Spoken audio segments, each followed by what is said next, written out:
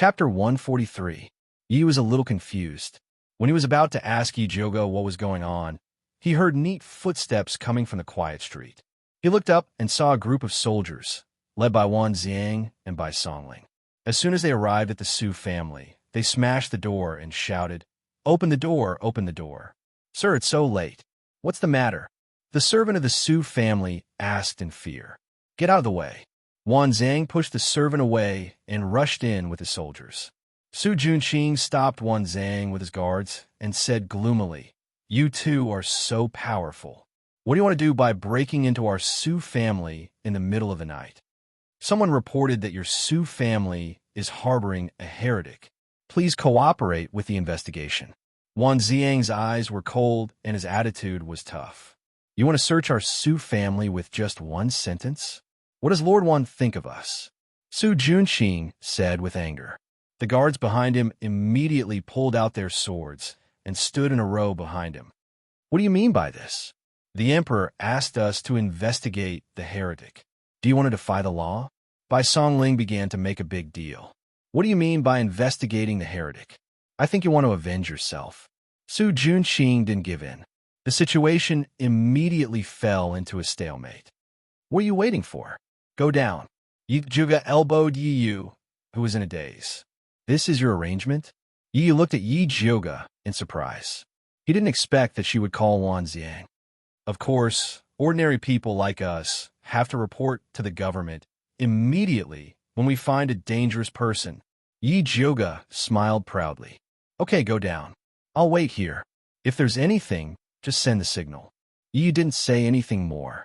He took advantage of the chaos and sneaked into the main courtyard silently. He pried open the window of the study and landed on the ground. Suddenly, he felt like stepping on mud. Yi looked down and found that there was a layer of light red sand in the shadow of the floor of the study. He was about to leave when a sweet voice sounded in the study. "What are you looking for, little brother? Do you need my help?" Then, a fair and soft little hand reached into the shadows and tore off Yi Yu's mask with incomparable precision. Yi Yu raised his head and saw a girl in a pink dress standing in front of him. "Aya, what a beautiful little brother." The young girl looked at Yi Yu with a hint of amazement in her eyes. "Who are you?" Yi Yu looked at the beautiful girl with vigilance. "I'm Lu Yunfei, the third disciple of Bloodthirsty's forefather. You can call me Xiao Fei." Lu Yunfei twirled her hair with her fingers and smiled brightly. Bloodthirsty ancestor had many disciples, but he only had 3 direct disciples. Lu Yunfei was his last disciple. When Yi Yu heard the 3 words bloodthirsty sect, his heart skipped a beat. He calmly asked, "Why are you here? Are you also here to ask Su Junqing for human blood to cultivate?" "Hee, those who cultivate with human blood are all outer disciples. I don't need it." Lu Yunfei's big watery eyes looked ambiguously at Yi Yu's tall and straight body, revealing the unique desire of an adult woman. Her expression was pure and evil, innocent and lascivious. All kinds of complicated auras blended together to form a strange charm that could make men fall head over heels for her. Yi Yu felt a strange fragrance float past his nose, causing him to involuntarily take a step toward Lu Yunfei. But soon, an ice-cold bitterness rushed from his stomach to his brain. Yi Yu immediately woke up and retreated into the shadows again. He cautiously asked, "Since you don't need human blood to cultivate, why are you in cahoots with Su Junqing? Don't you know he's a liar?" "What do you mean? Have you been tricked by him?" Lu Yunfei blinked and asked curiously. "I haven't been tricked by him, but he tricked a man from Bloodthirsty sect called Su Hansen into a secret room and killed him to extract his blood." Yi Yu's mouth twitched and revealed a disdainful smile. He looked as if Bloodthirsty sect was full of idiots. "What did you say? Su Hansen was killed by Su Junqing?" Lu Yunfei's expression froze. She didn't expect to hear such news from Yi Yu. "That's right. It was in the secret room of the house that caught fire on the west side. I hid in Su Junqing's shadow and saw it with my own eyes," Yi Yu said with certainty. Lu Yunfei's eyes narrowed, and she inwardly judged the truth of Yi Yu's words. Logically, she shouldn't believe the enemy's words, but emotionally, It was very likely that Su Junqing would do such a thing. After all, bloodthirsty sect believed in the law of the jungle. If she saw a heavily injured bloodthirsty sect disciple in front of her, she would immediately kill him. The first thing she did was to kill Xiangong, not to heal him. Yi Yu saw Lu Yunfei's strange expression and didn't know if she believed his words. Seeing that there wasn't much time left, he couldn't help but say, "I can help you deal with Su Junqing, but you have to help me with something." "Help you with what?" Lu Yunfei didn't need Yi Yu to deal with Su Junqing. She just wanted to tease him. Yi Yu hesitated. He wanted Lu Yunfei to help him find his sister. But if the people of Bloodthirsty Sect knew how much he cared about his sister, he was afraid that his sister would be taken hostage. But on the other hand, the more value his sister had, the more chance of survival he would have. So Yi Yu made up his mind and said, "I want you to help me find a woman that Su Junqing gave away. She looks very similar to me and also has a red mole between her eyebrows." Yi Yunji looked very similar to Yi Yu and also had a red mole between her eyebrows. But compared to Yi Yunji, who was soft on the outside but hard on the inside, Yi Yu was colder, more beautiful, and more charming. "Who is she to you?" Actually, Lu Yunfei felt that Yi Yu looked familiar at first glance. Hearing him say this, she immediately thought of the beloved pet of the bloodthirsty sect's ancestor, the cat-like beauty that she received as a mission reward. "She is my only family," Yi Yu said without hesitation. "Aren't you afraid that I'll send this news back to Bloodthirsty Sect?" Lu Yunfei didn't know if Yi Yu was naive or stupid to directly tell others his weakness. "I am." Yi Yu's beautiful face reflected a deep shadow under the flickering candlelight, carrying endless bitterness. "But I'm more afraid that she's dead." Lu Yunfei's pupils involuntarily shrank. An indescribable feeling welled up in her heart. She grew up in Bloodthirsty Sect and learned to drink blood before she learned to drink milk. Every day, she thought about how to steal cultivation resources, how to kill, and how to not be killed. The people around her were the same scum and scum. This was the first time she saw a fool like Yi Yu who valued family. This kind of fool was really hateful. Chapter 144. Lu Yunfei's nails pierced in her palm, but her face revealed an incomparably sweet smile as she said, "All right, you help me deal with Su Junqing, and I'll help you find my sister. How are we going to contact each other?" "I'll come find you." Although Yi made a deal with Lu Yunfei, he did not trust her. "But I won't be staying here for long." Lu Yunfei pouted. "Where are you going?" Yi Yu asked. "I'm going to the Medicine Refining Valley. In 10 days, there will be an alchemy competition there. I'll see you then." Lu Yunfei smiled as if she was meeting her lover. "Medicine Refining Valley, alchemy competition? Why are you going there?" Yi Yu immediately asked. "Hee, you'll know when the time comes.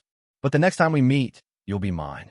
Lu Yunfei's figure gradually disappeared in the air, leaving behind only a hint and a declaration in the empty study.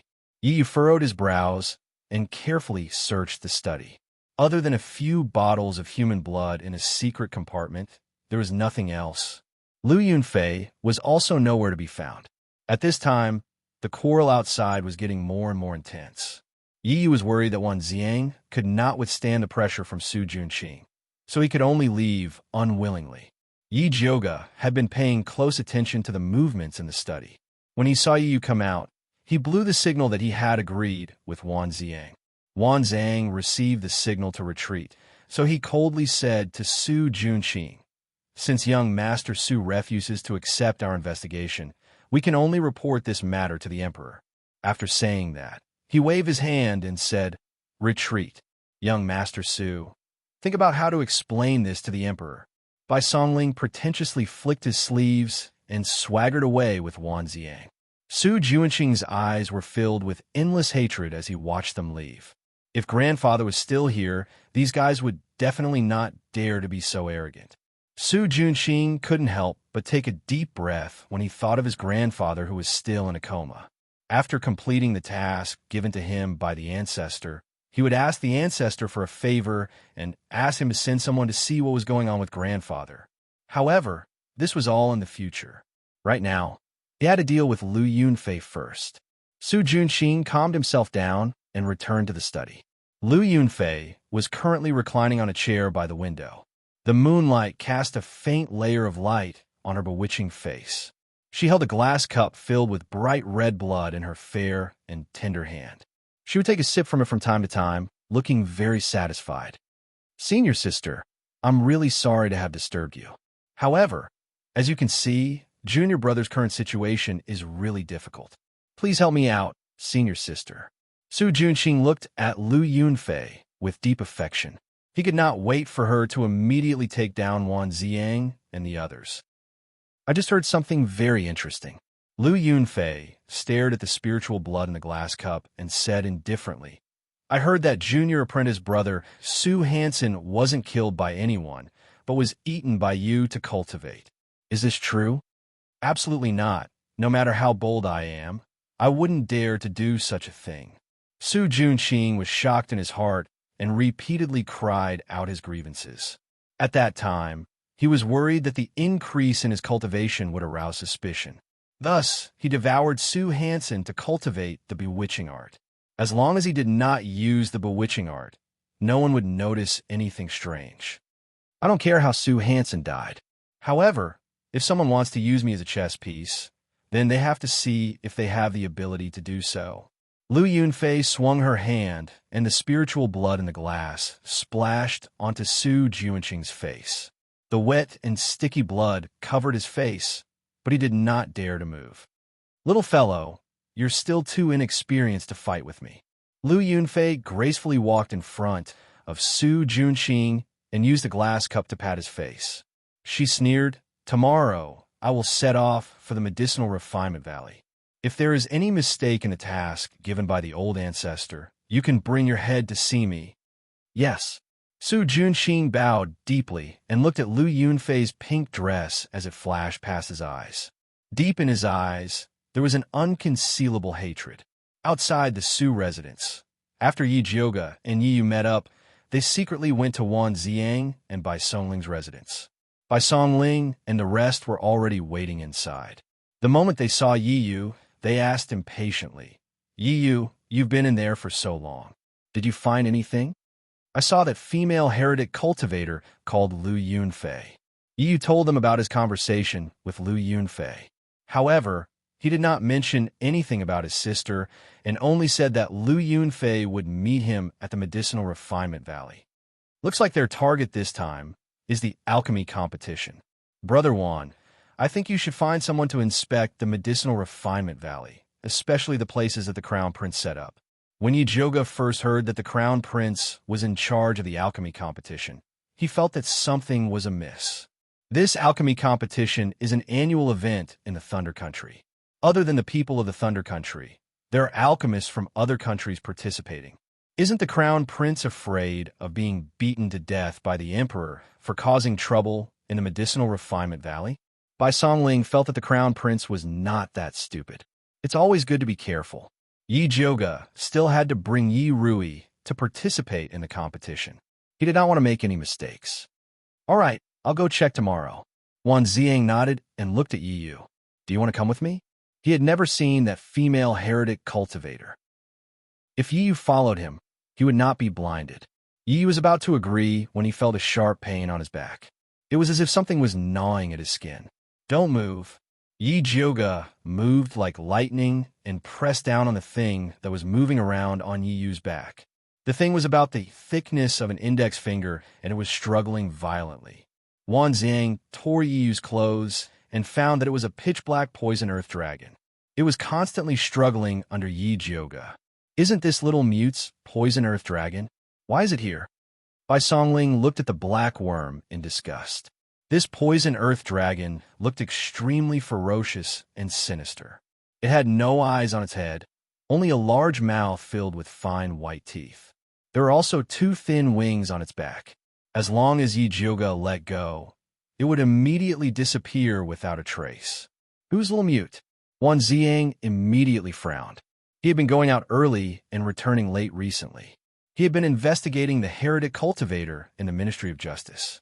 He did not know that there was a little mute living in the backyard. Its young mistress who hired him to help raise the worm. Bai Songling explained Little Mute's background in detail. Can this person be trusted? Wan Xiang looked at the poison earth dragon that was constantly struggling in Yi Zhouge's hands. This thing suddenly attacked Yi Yu while they were having a secret discussion. No matter how he looked at it, it was not normal. If you don't trust him, then let's ask him face to face. Yi Zhouge did not believe that Little Mute was a spy. Chapter 145.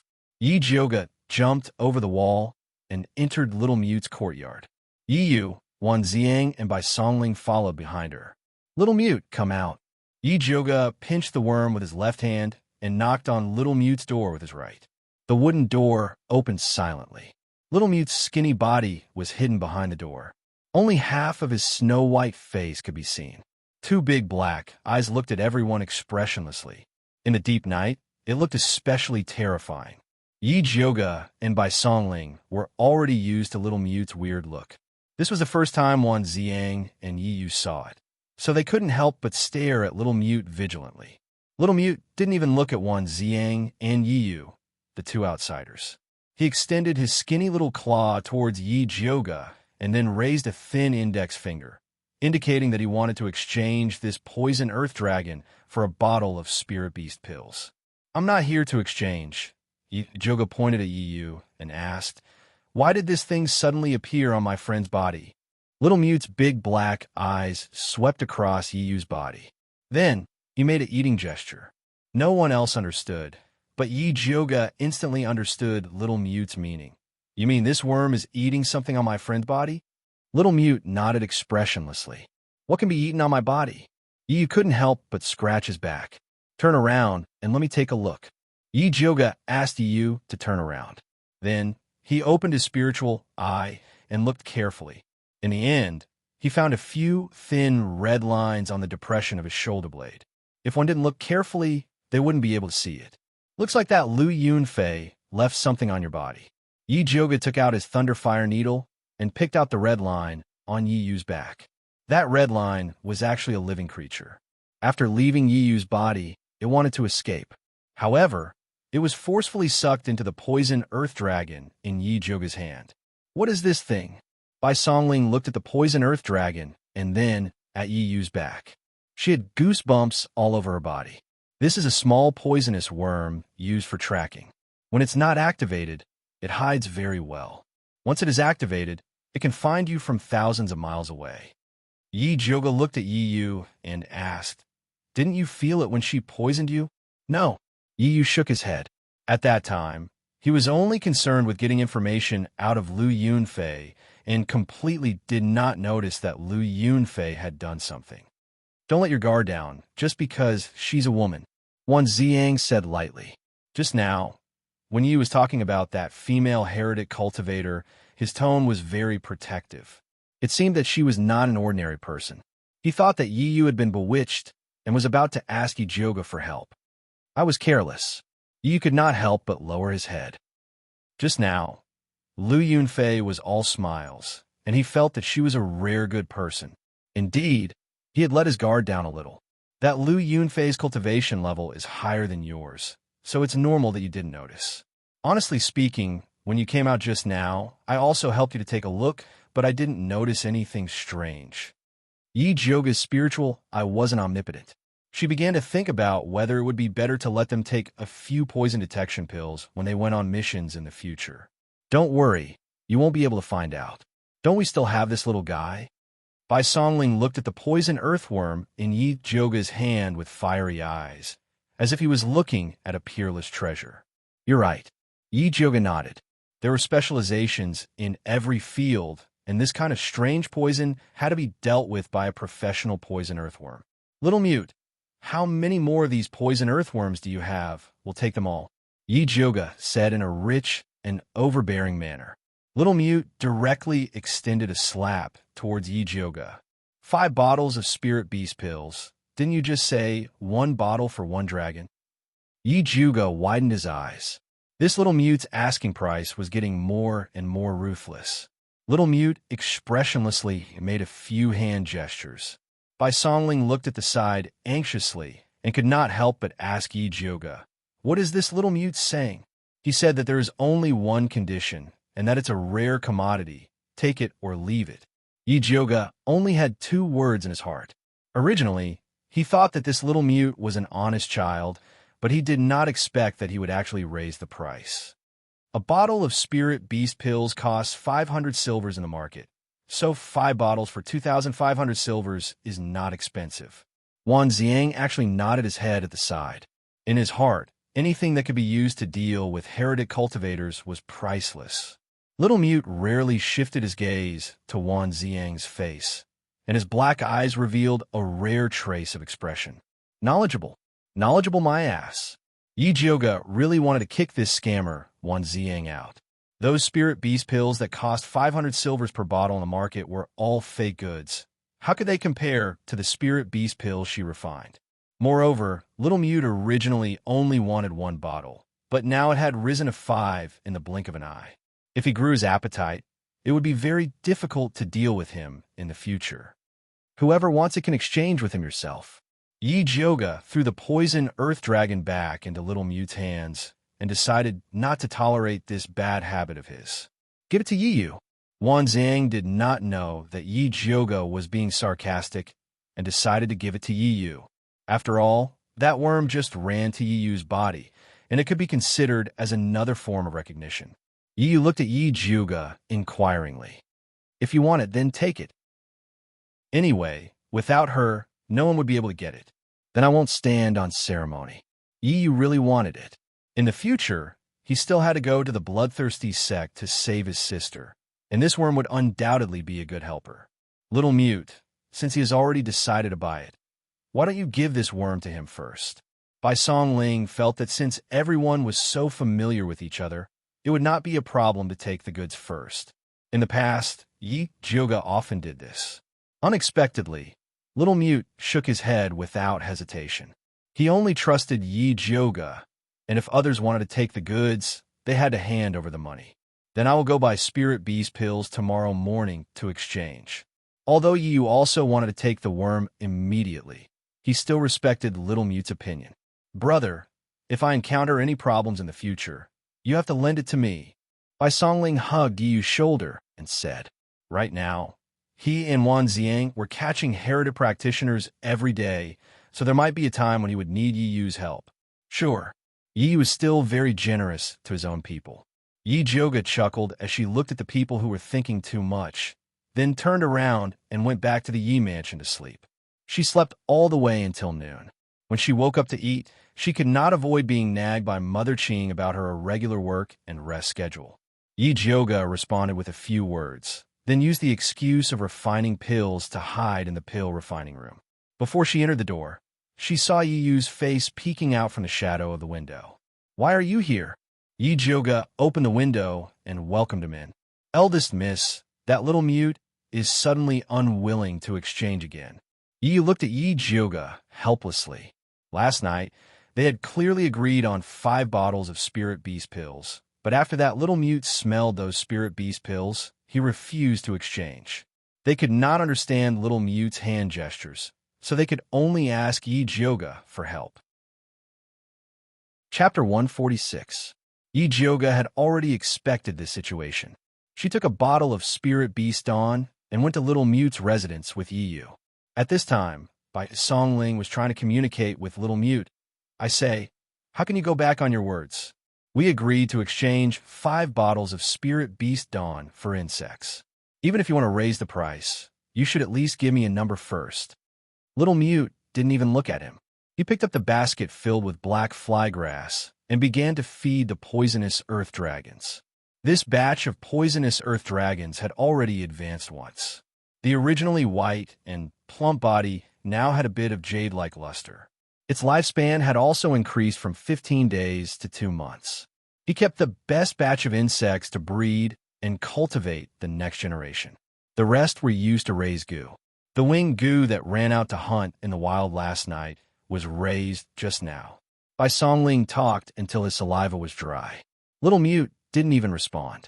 He was so angry that his brain was heating up. He grabbed Little Mute's basket and shouted, I'm talking to you. Little Mute looked up at Bai Songling. His wooden face didn't have any expression, but it inexplicably made people feel afraid. Yi Jioga happened to come in at this time. Seeing the situation, she immediately raised her eyebrows. Brother Xiao Bai, what do you mean by this? Are you trying to bully people? I don't dare to bully him.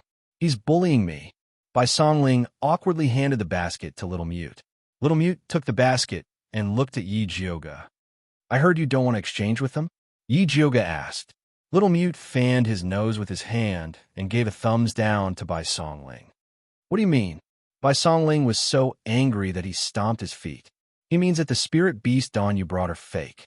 Yi Jioga translated. Bullshit. This is refined by our 100 herb Hall's level 3 pill refiner. How can it be fake?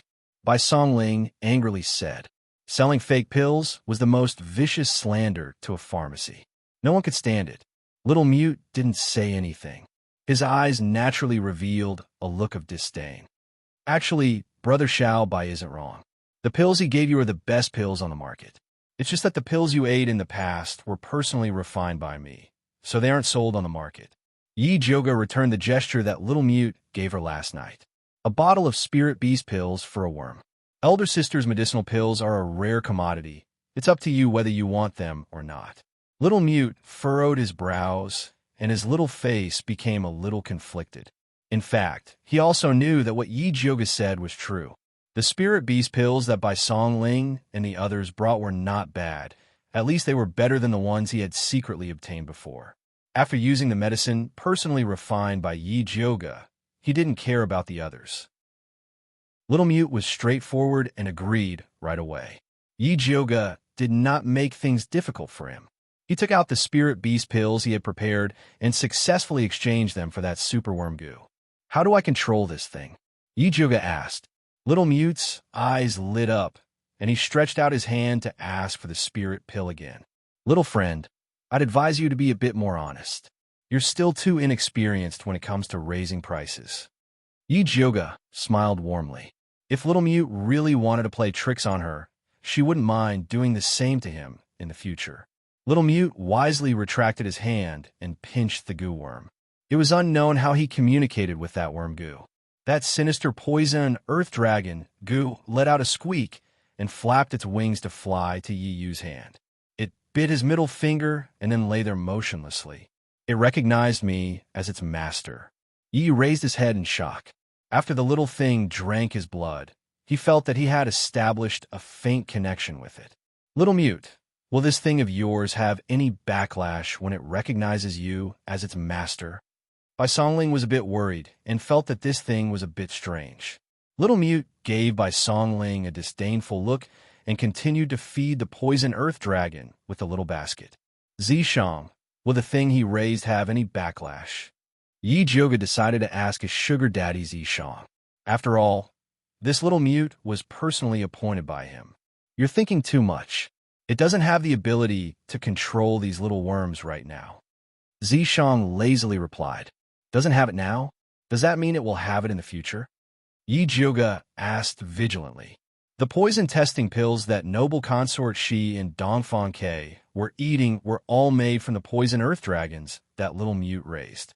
If he could control these poison earth dragons, then wouldn't he be inviting a wolf into the house?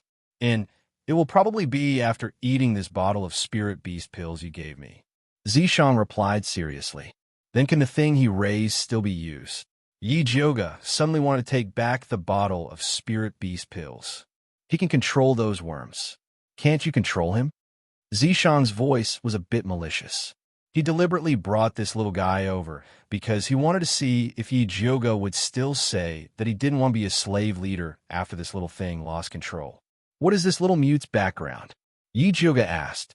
You don't need to care about his background. You just need to know how to control him. Zishang directly gave Yi Jioga a ball of light. After Yi Jioga absorbed the ball of light, his gaze landed on the Little Mute who was playing with the poison earth dragon. She saw that he was wearing a blue cloth, the sleeves of his clothes were dirty, and his hair was tied up messily. He didn't touch any of the new clothes that Bai Songling gave him. It was as if he had grown fond of his dusty appearance, including the name Little Mute. Originally, Yi Jioga felt that calling him Little Mute was a bit insulting. He wanted to change the name, but was rejected by Little Mute. It seemed like he had to investigate Little Mute's background when he had the chance to see what his real body was. However, the most important thing now was the evil cultivator and the alchemy competition. Where's Brother Juan? Yi Jioga asked Yi. He is still in the Ministry of Justice and is preparing to bring people to the medicine refining valley. I will meet up with him later. Yi replied. If he wasn't delayed by Little Mute's matter, he was also preparing to leave now. Take these 2 bottles of pills and give one to Brother Juan. Be careful and don't fall for the poisonous beauty's bewitchment. Yi Jioga took out 2 bottles of level 3 clear heart pills. Yi suddenly felt a bit ashamed. Lu Yunfei's bewitchment was indeed powerful. Otherwise, he wouldn't have such a good impression of her. He had to be more vigilant next time. The participants of the competition have already left for the medicine refining valley. When are you going to leave? Bai Songling asked Yi Jioga. The day after tomorrow. Yi Yuxuan had originally set the date for Yi Jioga to leave in 3 days, but she rejected it. Do you want to go with Prince Dongling? Bai Songling asked again. No need. Yi Jioga shook her head. Yi Shanshan had already left with the crown prince yesterday. It would be too conspicuous if she left with Prince Dongling. All right, I will bring some secret guards to protect you. Bai Songling said. Whatever. Although Yi Jioga didn't think it was necessary, she couldn't refuse the kindness of others. If there's really someone who doesn't have eyes, we can catch him for clues.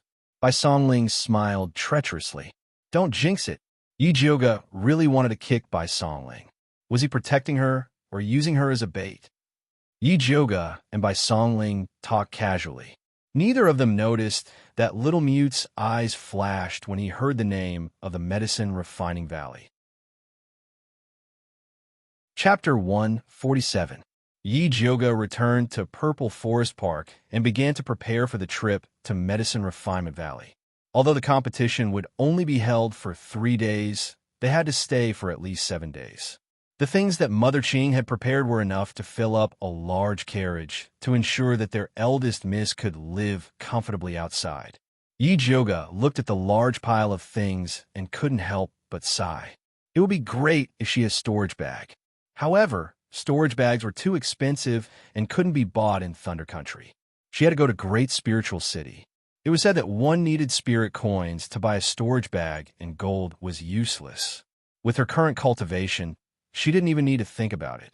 Other than daily necessities, Yi Jioga also packed the small bronze cauldron and the fat black rat. Ever since the fat black rat returned from the deep pool, it had been sullen. It burrowed into Yi Jioga's pocket and continued to pretend to be depressed. Yi Jioga felt guilty and decided that he would make it up to the fat black rat in the future. On the day of departure, Yi Yuxuan personally came to send them off. Su Yufeng used the excuse that she wasn't feeling well and did not come out. Although Yi Yuxuan was unhappy with Yi Jioga, he treated Yi Rui well. For Yi Rui's sake, he sent 10 guards with a spirit practitioner surnamed Pan to escort them. Yi Jioga and the group set off in the morning and arrived at Medicine Refinement Valley at dusk. Medicine Refinement Valley was located on a flat ground between 2 small mountains. The imperial family had specially funded the construction of Medicine Refinement City and assigned people to manage it. Yi Jioga looked out the small window of the carriage. He saw a magnificent castle spanning between the mountain ridges. The gray city walls were 300 to 400 feet tall, and as far as the eye could see, there were many tall buildings. Big sister, why did the emperor build this castle here? Yi Rui asked curiously. I heard that behind Medicine Refinement Valley is a third-rank spiritual land filled with all kinds of precious spiritual herbs.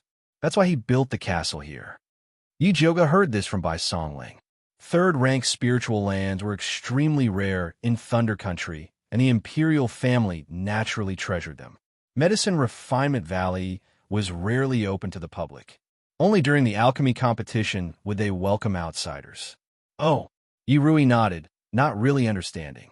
The pills she could refine were all very low grade and did not understand how precious a spiritual land that could be guarded by a city was. Yi Jioga wanted to broaden Yi Rui's horizons, so he got off the carriage and held her hand as they walked into the Medicine Refinement Valley. Although it was already dusk, the city was still very lively. The streets were filled with shops selling medicinal ingredients, pill furnaces, and ores. There were also many outsiders who directly spread a piece of cloth on the ground and placed their goods on it. Dear customers, please don't miss this opportunity. The street stalls sold everything, including common spirit herbs, ores, and animal bones. There were even stalls selling stones and tree roots. The streets were crowded with people, many of whom were dressed strangely. It was obvious that they were from other countries. This was the first time Yurui had seen such a lively scene. She was so excited that her face turned red. She looked like she was itching to go shopping. Young miss, shall we go to the alchemy tower to settle down first? Team leader Pan asked respectfully. The participants of the alchemy competition were all staying in the alchemy tower prepared by the Dongfang family. There's no hurry. Yi Jioga also wanted to have a good stroll. She and Yi Rui shopped around a few shops and bought some ingredients for concocting pills before heading towards the medicine refining tower. When they passed by an old and shabby shop, Yi Jioga's heart suddenly moved, and she couldn't help but stop. Go in. Zishang suddenly spoke. Is there a treasure inside? Yi Jioga was a little excited. She knew that this shop was strange. That's right. Moreover, it is a treasure that is very useful to this sovereign. If you don't move, then don't blame this sovereign for personally taking action. Zishang's voice carried a rare urgency. My king, please be more obedient. If Zishang really showed himself here, the entire alchemy city would probably go crazy. Big sister, what's wrong? Yi Rui lifted her head and asked in confusion. Come, let's go in and take a look. Yi Jioga pulled Yi Rui into the small shop. Because the shop was too small, Team Leader Pan and the guards couldn't enter and could only guard the entrance. The guard was a white-haired, skinny old man with a face full of wrinkles. He wore a dirty gray robe and didn't even lift his eyelids when he saw the guests enter. He continued to nap on the stool. Which treasure are you talking about? Yi Jioga opened her spiritual eye and carefully inspected the shop from top to bottom. The things here were a mess. There wasn't even the slightest bit of spiritual energy. She didn't know which was the treasure. It's under your feet, the stone used to pad the shelf. Zishang transmitted. Yi Jioga lowered her head and saw that there was indeed a square gray brick under the shelf. There was a thick layer of dust on top of it. It was as if it had already become one with the shelf. If one didn't look carefully, they wouldn't be able to see it. You call this a treasure? Yi Jioga was speechless. She didn't expect Zishang to have a hobby of collecting bricks. This isn't an ordinary brick. You wouldn't understand even if I told you. Hurry up and buy it. Zishang's tone was unquestionable. Yi Jioga felt that it was a little difficult. If she bought a brick for no reason, it might arouse the suspicion of the shop owner. At that time, he might treat it as a treasure and raise the price. The most common method was to buy a few good things and ask the shop owner to buy the brick. However, this shop was really shabby. It seemed like there wasn't anything valuable here. Big sister, what is this? Yi Rui pulled out a box of light green bead from a messy pile of miscellaneous items in the corner.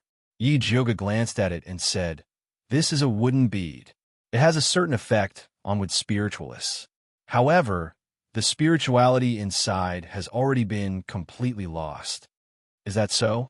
I think it's pretty. Yi Rui held the wooden bead and looked like she couldn't bear to let it go. Yi Jioga suddenly had an idea. If she bought a brick, it would arouse suspicion. However, if it was a child like Yi Rui, it might not necessarily be the case. After all children have a right to be willful. Yi Jioga was just about to ask Yi Rui to buy a brick for him when he realized that his body suddenly couldn't move. Why go through so much trouble? Zishang was a little impatient. He directly controlled Yi Jioga's body and pulled out the brick from under the shelf. He threw it on the table and said coldly, Name your price. The messy old man slowly opened his droopy eyelids. His muddy old eyes glanced at the gray brick. He stretched out his palm and said slowly, 5,000 taels of silver. Before Yi Jioga could say anything, Yi Rui's eyes widened in shock. What? You want 5,000 taels of silver for a broken brick? No. The old man shook his head and said unhurriedly, It's not silver, it's gold. Yi Rui opened her mouth and looked at the old man in shock. She then turned to look at Yi Jioga with an expression that said, "You don't really want to buy it." Yi Jioga knew that this old man would ask for a sky-high price. However, she would be crazy to buy a brick with 5,000 taels of gold. Chapter 148. Zishang subconsciously wanted to kill this greedy old man, but was stopped by Yi Jioga. "Don't do anything stupid. There were so many people watching her come in. If the shop owner suddenly died, wouldn't that be telling everyone that he had something to do with it? You humans are so troublesome." Zishang was annoyed. The demon race would snatch whatever they wanted.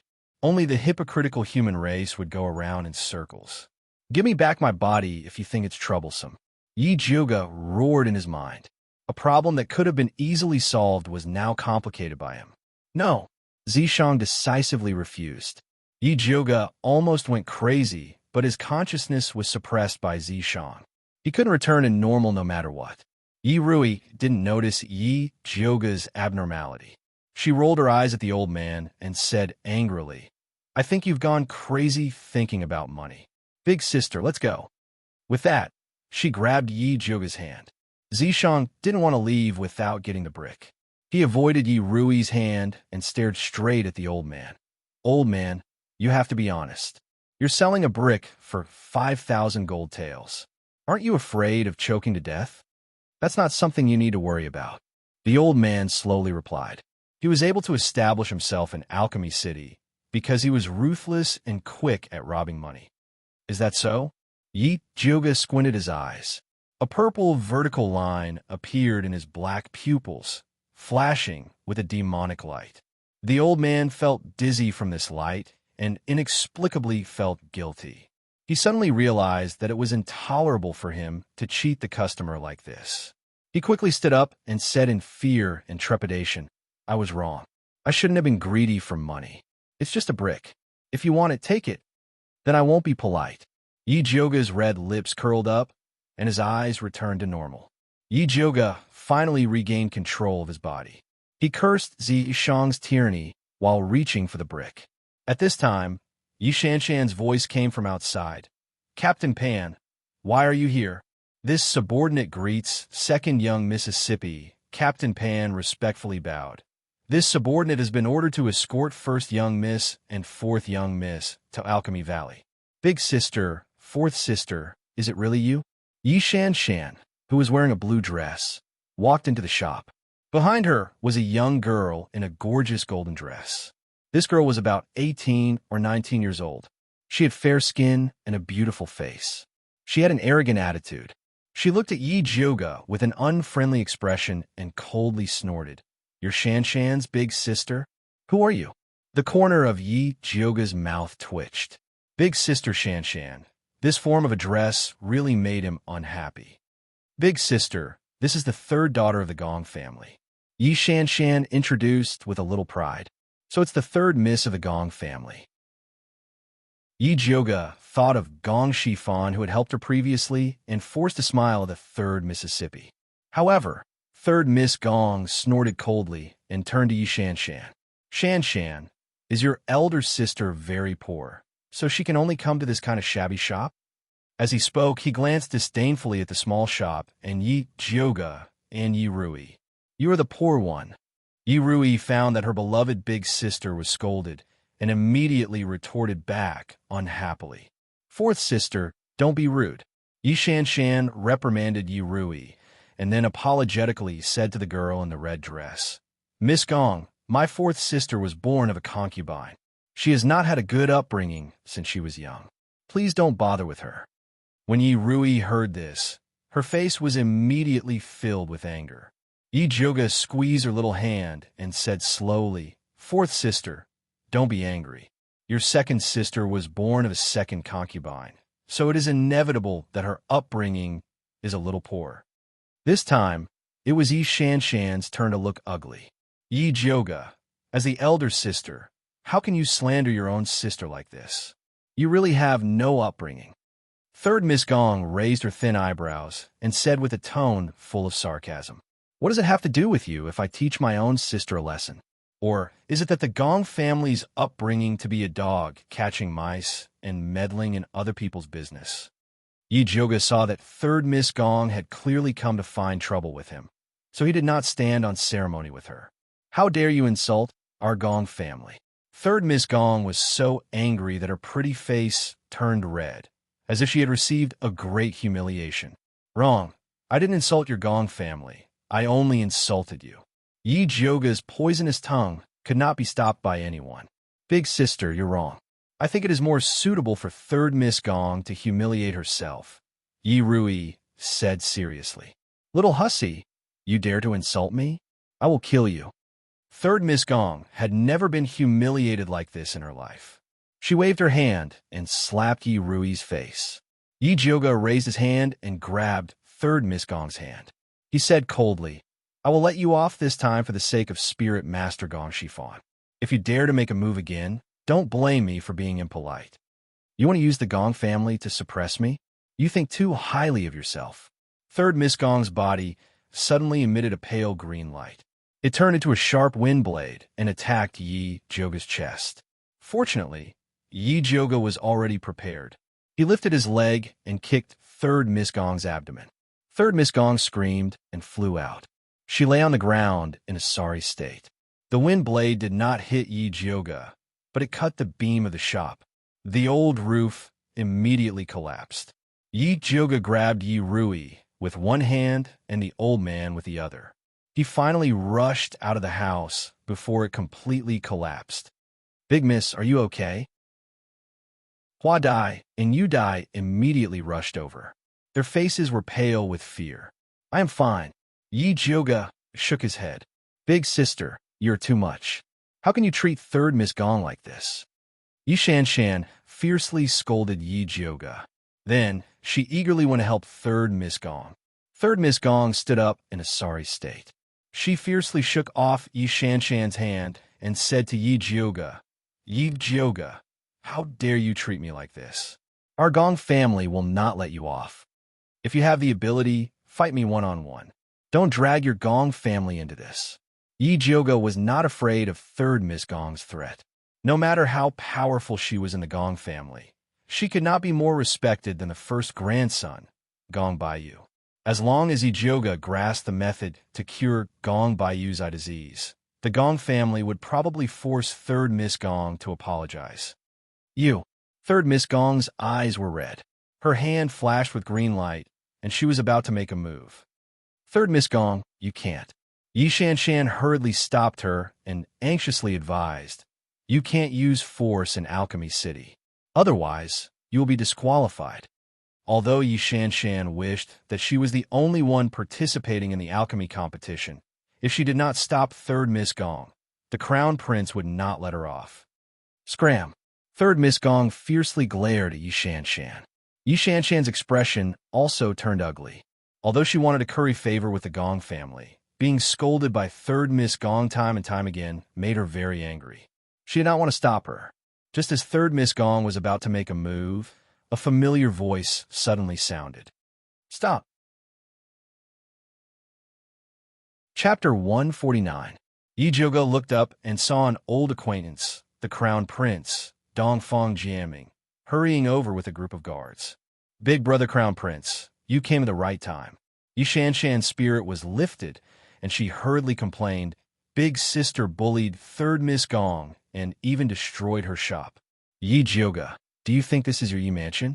You actually dared to injure someone. The Crown Prince gloomily looked at the restored Yi Jioga.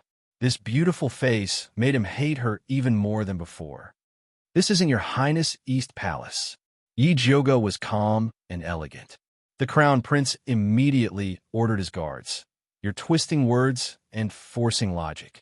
Men, arrest this troublemaker. Hua Dai and Yu Dai anxiously stood in front of Yi Jioga. Yi Jioga raised his brows. Your Highness, I'm here to participate in the alchemy competition. Don't you think you're being too arbitrary by arresting me without reason? The facts are clear and conclusive. There's no point in quibbling. The Crown Prince waved his hand. Arrest Yi Jioga. If she dares to resist, then don't be polite with her. Big sister, Yi Rui tightly grabbed Yi Jioga's sleeve with a pale face. Don't be afraid. Although the crown prince is muddle-headed, there are still people in the city who understand. Yi Jioga calmly comforted her. Big sister, how dare you say that the crown prince is muddle-headed? When I return, I must report this to father and have him punish you. Yi Shanshan wanted to continue framing Yi Jioga, but she was frightened by Yi Jioga's cold eyes. Yi Shanshan, if I were you, I'd shut up or I won't have another chance in the future. Yi Jioga's tone was calm, but Shanshan knew that she wasn't joking. The fear of being beaten came back to her, and she could not help but hide behind the crown prince. The crown prince angrily said, Yi Jioga, you dare to bully the weak in front of me? It seems that you don't put the imperial family in your eyes. Yi Jioga sneered. If you're not representing the Gong clan, then you're representing the imperial family. Those who don't know would think that the Gong clan has no one left after the death of His Majesty. How dare you? Impudent. Third Miss Gong and the crown prince flew into a rage at the same time, wishing they could personally capture Yi Jioga. At this time, the sound of uniformed footsteps could be heard from the distance. It turned out to be the patrolling soldiers of Alchemy City. The person in the lead was dressed in black and red robes. His handsome face seemed to have been carved by a knife, and his temperament was incomparably cold. It was Wan Ziang. Look, a reasonable person has come. Yi Jioga smiled. Lord Wan, Yi Jioga robbed and injured people. You can't be thinking of shielding her, right? The crown prince said coldly. Yes, Lord Wan, I can testify, Yi Shanshan said, while hiding behind the crown prince. Wan Zhang coldly looked at the crown prince and Yi Shanshan, then turned to ask Yi Jioga, what is going on? Just now, when I accompanied my sister's shop, Miss Gong suddenly rushed in and spoke ill of me. She even destroyed someone else's shop.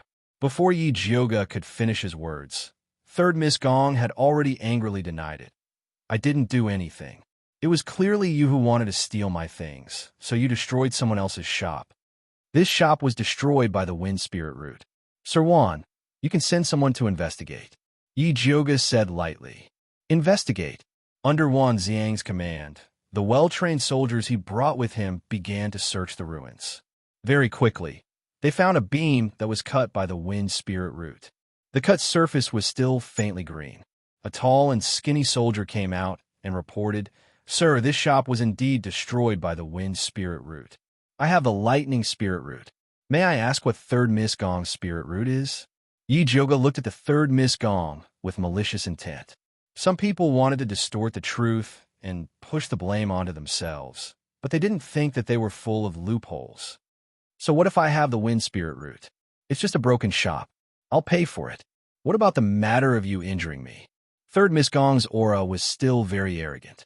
Before Yi Jioga could say anything, the surrounding people had already begun to discuss. This Gong clan is too overbearing. So what if they're from a big clan? That's right. They dare to be so arrogant in our alchemy city. Wouldn't they be overlords in their Baimu city? And that Yi Shanshan, she actually helped an outsider to deal with her own sister. She's really ruthless. The crown prince is also muddle-headed. He was blinded by beauty and actually dared to openly protect a criminal. If he was the host of the alchemy competition, then we wouldn't have to compete anymore. The surrounding people were discussing. Third Miss Gong's face turned red and white. She looked at Yi Jioga as if she wanted to tear him into pieces. Don't cause trouble in Alchemy City. Your Highness, you also don't want this matter to reach the Emperor's ears. Wan Ziang coldly looked at the Crown Prince. This was an alchemy competition. There was absolutely no room for mistakes. Even the Crown Prince didn't dare to act recklessly. The Crown Prince didn't dare to say anything else. He fiercely glared at Yi Jioga, then whispered a few words to Third Miss Gong. Third Miss Gong was obviously unconvinced. However, this was the Dongfang clan's territory. No matter how arrogant she was, she had to give the Crown Prince some face. Just you wait. Third Miss Gong threw down these harsh words and angrily left. Yi Shanshan hurriedly followed.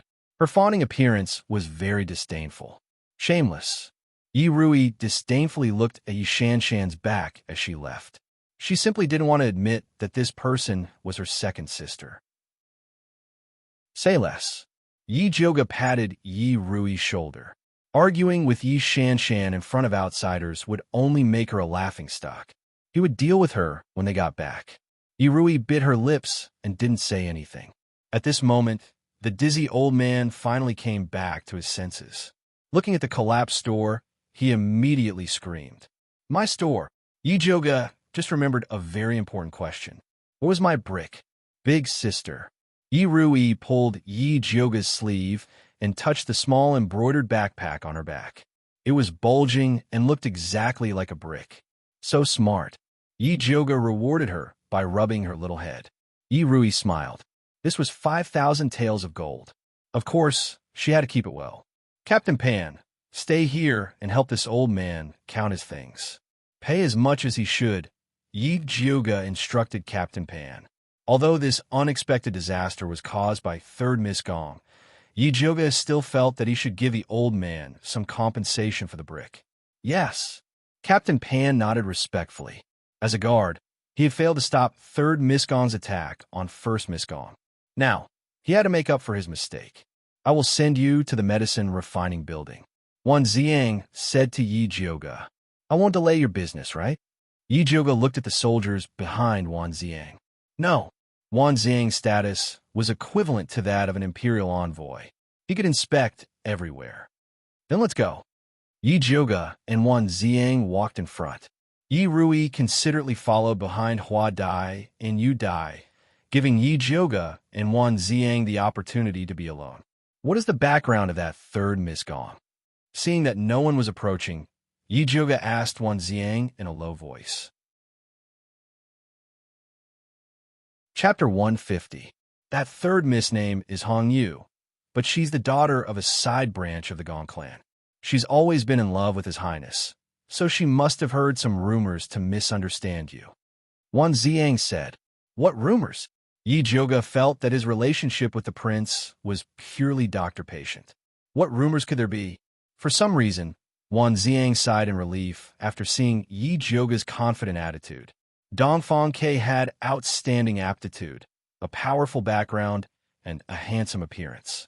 He'd always been the dream lover of the capital's girls. However, Yi Zhouge didn't have any improper thoughts about him. It seemed that Dongfang Ke's plans were destined to fail. What rumors could there be? It's just second sister trying to sow discord, Yi Rui said with a taut face. Do you need my help? Wan Ziang also felt that the second miss had gone too far. It's fine, let her speak. The more she says now, the worse she'll die in the future. Yi Zhouge smiled mockingly. Yi Shanshan was so close to the crown prince. She wouldn't even know how she would die in the future. Wan Ziang didn't mind Yi Zhouge's business after seeing that he didn't need his help. Where's Songling? Didn't he say he'd escort you here? Wan Ziang looked around and asked in confusion. I don't know, I've never seen him before. Yi Zhouge's journey had been smooth, so he didn't go looking for him. That shouldn't be. Wan Ziang found it strange. With by Songling's gossipy personality, he should have rushed out to save the damsel in distress after seeing Hong Yu attack Yi Zhouge. It's fine, I don't need his protection anyway. All right, have you found Lu Yunfei yet? Yi Zhouge was more concerned about the heretical cultivator's activities. Not yet. Wan Ziang shook his head. He was currently in charge of the city's defense, while Yi Yu cooperated in secret. However, they still hadn't found any traces of Lu Yunfei. What about Su Junxing? Yi Zhouge asked. He came under the Empress orders to assist the crown prince in the alchemy competition. My people have been watching him, but they haven't found anything strange yet. Wan Ziang said, Keep an eye on them. If they have ulterior motives, they'll show up sooner or later. Yi Zhouge said, You don't have to worry about these things. You just have to participate in the alchemy competition. As Wan Ziang spoke, he took out a yellow booklet from his sleeve and handed it to Yi Zhouge. This is the name list for the alchemy competition. You can take a look when you have time. This was a benefit that belonged to the Thunder Nation's internal participants. The Crown Prince also had a copy. Thanks. Yi Zhouge took it without hesitation. Know yourself and know your enemy, and you will never be defeated. If you don't take advantage of the situation, you will be a bastard. Oh, by the way, this year's quota has been canceled. Everyone will have to start from the first round. I heard that Imperial Uncle Dongfang Yao requested this. Dongfang Yao was Alchemy City's city lord and Emperor Xian Wu's uncle. He was in charge of this year's alchemy competition. Oh, Yi Zhuge didn't want to use the quota, so he wasn't disappointed. As the two of them spoke, they arrived at the entrance of the Medicine Refinement Tower. Your rooms are in the Flying Frost Tower to the west of the Alchemy Tower. The Crown Prince is in the Lingyun Tower to the east. Gong Hongyu and Yi Shanshan are in the Maple Leaf Tower next to him.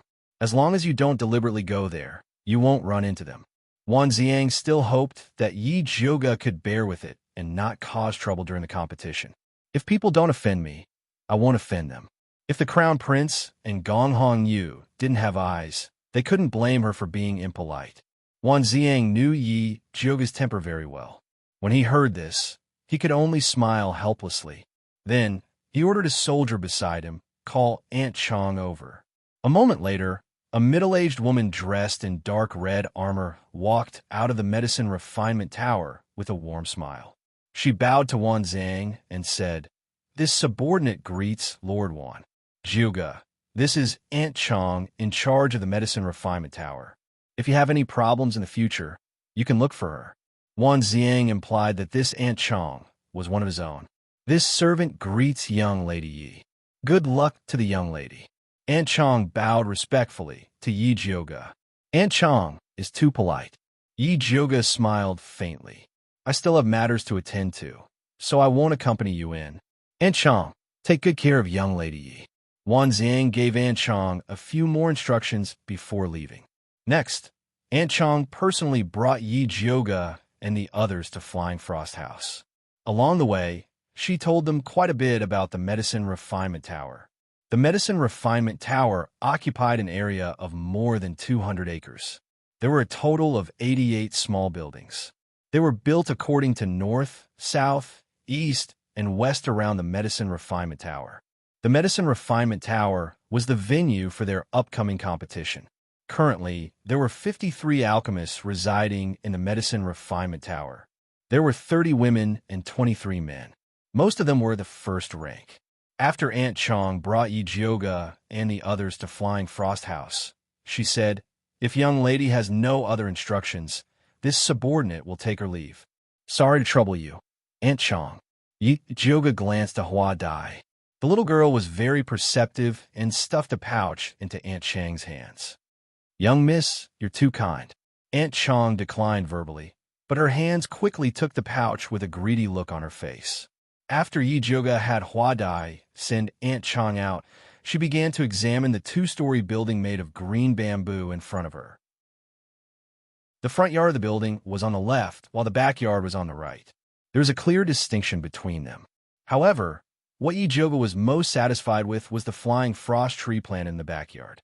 The azure leaves shone faintly under the sunlight, and they even carried a faint fragrance. There were 2 servant girls and 2 female servants in the Flying Frost House. Yi Zhuge let Yu Dai, Hua Dai, Qing Hu, Qing Lu, and the servant girls and female servants live on the first floor. Leader Pan and the guards lived in the outer courtyard. She chose the room facing north on the second floor, and left the room facing south for Yi Rui. "Why do you have such a long face? Don't you like it here?" Yi Zhuge asked Yi Rui. "No, I just feel very angry when I think about how second elder sister helped that woman to bully you." Although Yi Rui already knew that second elder sister wasn't a good person, she still felt very upset when she saw it with her own eyes. "You saw it too. It's not that easy for them to bully me." Yi Zhuge poked Yi Rui's angry little face and said, "All right, give me the brick." Yi Rui obediently took out the brick and asked curiously, "Big sister, what kind of treasure is this? Why do you have to buy it?" Children shouldn't ask so many questions. You've been tired for the whole day.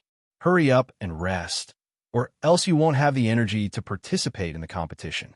Yi Zhuge didn't even know what kind of treasure this brick was, so how could he answer Yi Rui's question?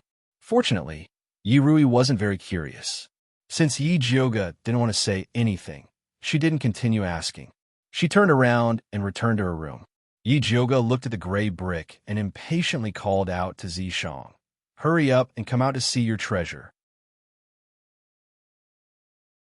Chapter 151. Zishang immediately revealed himself. His vertical pupils stared fixedly at the brick, his snake tail wagging nonstop. He didn't even bother to hug Yi Jioga. What kind of treasure is this? This was the first time Yi Jioga saw Zishang so excited. This is a form transformation bead. It disappeared after the demon war. I didn't expect it to be here. Zishang felt that his luck was off the charts. With this, he could completely transform into a human. If the form transformation bead is so precious, why would it be used as a brick to pad a shelf? Yi Jioga found it unbelievable. Who knows? Zishang didn't care about this. He wiped his palm on the brick and sucked out an azure blue bead that emitted a faint fragrance. Yi Jioga was attracted by the fragrance and couldn't help but swallow her saliva. She could feel that this was a good thing and would be very beneficial to her. Don't think about it. It's mine. If it was anything else, Zishang wouldn't mind giving it to her, but this form transformation bead was out of the question. I'm just taking a look. Yi Jioga didn't dare to snatch something from Zishang's mouth. I'm going into seclusion to cultivate. Be careful and don't get into trouble. Zishang swallowed the form transformation bead and returned to Yi Jioga's imprint. When are you coming out? Yi Jioga hurriedly asked. Unfortunately, Zishang didn't respond. It seemed like he was in deep sleep. F***CK. It's like this every time. Big sister curses you for failing to transform. Yi Jioga cursed inwardly. Following that, she had dinner and took care of some miscellaneous matters before returning to her room to flip through the yellow booklet Wan Zhang gave her. There was a detailed introduction of each contestant's situation, and even the address of their medicine refining tower was recorded. This batch of contestants, including her and Yi Shanshan, had a total of 6 second-rank pill refiners. Apart from Gong Hongyu from Baimu City, the names of the others were unfamiliar. She skimmed through the booklet and sat cross-legged on the bed to cultivate the manifestation technique. Ever since she collected the white bone fire, her cultivation speed was extremely fast. Even if she didn't cultivate her spiritual power, she could still circulate it slowly. However, the most impressive thing was her divine sense. In the past, it could only envelop a room at most. Now it could extend outwards. She slowly released her divine sense to the next room and clearly saw Yi Rui sleeping soundly. Just as she was about to continue training her divine sense, suddenly, something with the smell of blood swept past her small building and flew towards the east. Her divine sense bounced back abruptly. Yi Jioga immediately opened his eyes. That cold and bloody aura, just now, was very strange and did not seem to belong to Su Junqing. Could it be Lu Yunfei? Yi Jioga hurriedly jumped out of the window and chased after that row of small buildings in the east. Unfortunately, after circling the inside and outside of the building, he could no longer find that strange aura. Other than the Crown Prince, Su Junqing, Yi Shanshan, and Gong Hongyu, she remembered that there were several other important people living here. Yi Jioga took out the yellow booklet again and started reading. She discovered that other than her, the other Tier 2 pill refiners were all living in the eastern building. Was it a coincidence or an accident? The more Yi Jioga thought about it, the more uneasy he became. He returned to his room and had a sleepless night. He got up before dawn to look for Aunt Chong. Aunt Chong, was there any movement at the east building last night? Yi Jioga asked. No, the guard on duty last night said it was very peaceful there. Did young miss discover something? Auntie Chong quickly asked. If Yi Jioga discovered something and they did not know about it, then they would have failed in their duties. No, I was just casually asking. Yi Jioga shook his head and could not help but look towards the east. He saw that it was very quiet there. Other than the servants coming in and out, there was not a single pill refiner walking around. Everyone was focused on preparing for the competition tomorrow. Thinking about the competition tomorrow, Yi Jioga could only put down the questions in his heart and wholeheartedly prepare for the competition. The next day, the pill refining competition officially began. All the participants had to wait in the pill refining pavilion's hall to enter. Yi Jioga pulled Yi Rui to a corner and carefully observed the Tier 2 pill refiners participating in the competition. Gong Hongyu wore a red dress today and stood in the middle of the hall. She was very arrogant and looked at the others with disdain. It was as if she was saying that all of them were trash who were here to spar with her. Yi Shanshan wore a white dress and stood beside Gong Hongyu like a white lotus. She was very low-key. A young man with a head full of small braids and dressed in a black and red robe stood in the left corner. His eyes wandered around, and he was very vigilant. A middle-aged woman with high cheekbones, a mean face, and thin wrinkles on the corners of her mouth stood in the right corner. She looked very aloof. A tall and sturdy man with short hair stood by the door. His eyes were sharp and his face was dark. Although he looked like a martial artist, he was 100% a second-rank pill refiner. As Yi Jioga was studying them, they were also sizing up each other to assess the gap between them. Yi Jioga's reputation as a trash had spread far and wide, so these alchemists did not put her in their eyes. Most of their attention was on Gong Hongyu and Yi Shanshan. Big sister, why hasn't the competition started yet? Yi Rui was a little tired from standing. Soon, just wait a little longer. Just as Yi Jioga finished speaking, 20 young men wearing green bamboo embroidered robes walked in from the back. These were the students of Alchemy City. They were responsible for all aspects of the competition. One of the students held a large green box in his hand and announced, "Honored guests, please come and draw lots. The number you draw will represent the room you will be using later." Yi Jioga drew number 36, while Yi Rui drew number 48. After drawing lots, the students stood in 2 rows and shouted in unison, "Greetings, Grandmaster Dongfang." Tap, tap, tap. A gray-robed old man with messy hair and a wizened face walked in. This was the Thunder Nation's 5th-rank alchemist in charge of this competition, Dongfang Yao. This old man's white hair was tied up with a piece of cloth. A few strands fell on his forehead. One side of his sleeves was long and the other short. One look, and you could tell he was someone who didn't care about what the world thought of him. He had spent his entire life guarding Alchemy City and was widely recognized as a pill-refining madman. Every year, he would be the judge for the competition. He was a very fair person, and everyone trusted him. Dongfang Yao was a man of few words. He immediately rang the bell and announced the start of the competition. Yi Jioga's alchemy room was in the middle right corner with a simple layout. On the left was a second-grade alchemy cauldron, while on the right were tools used to process ingredients. None of the alchemy rooms had roofs so that the judges could observe from above. Today's test is the heart-nourishing pill. Dongfang Yao's voice echoed throughout the venue.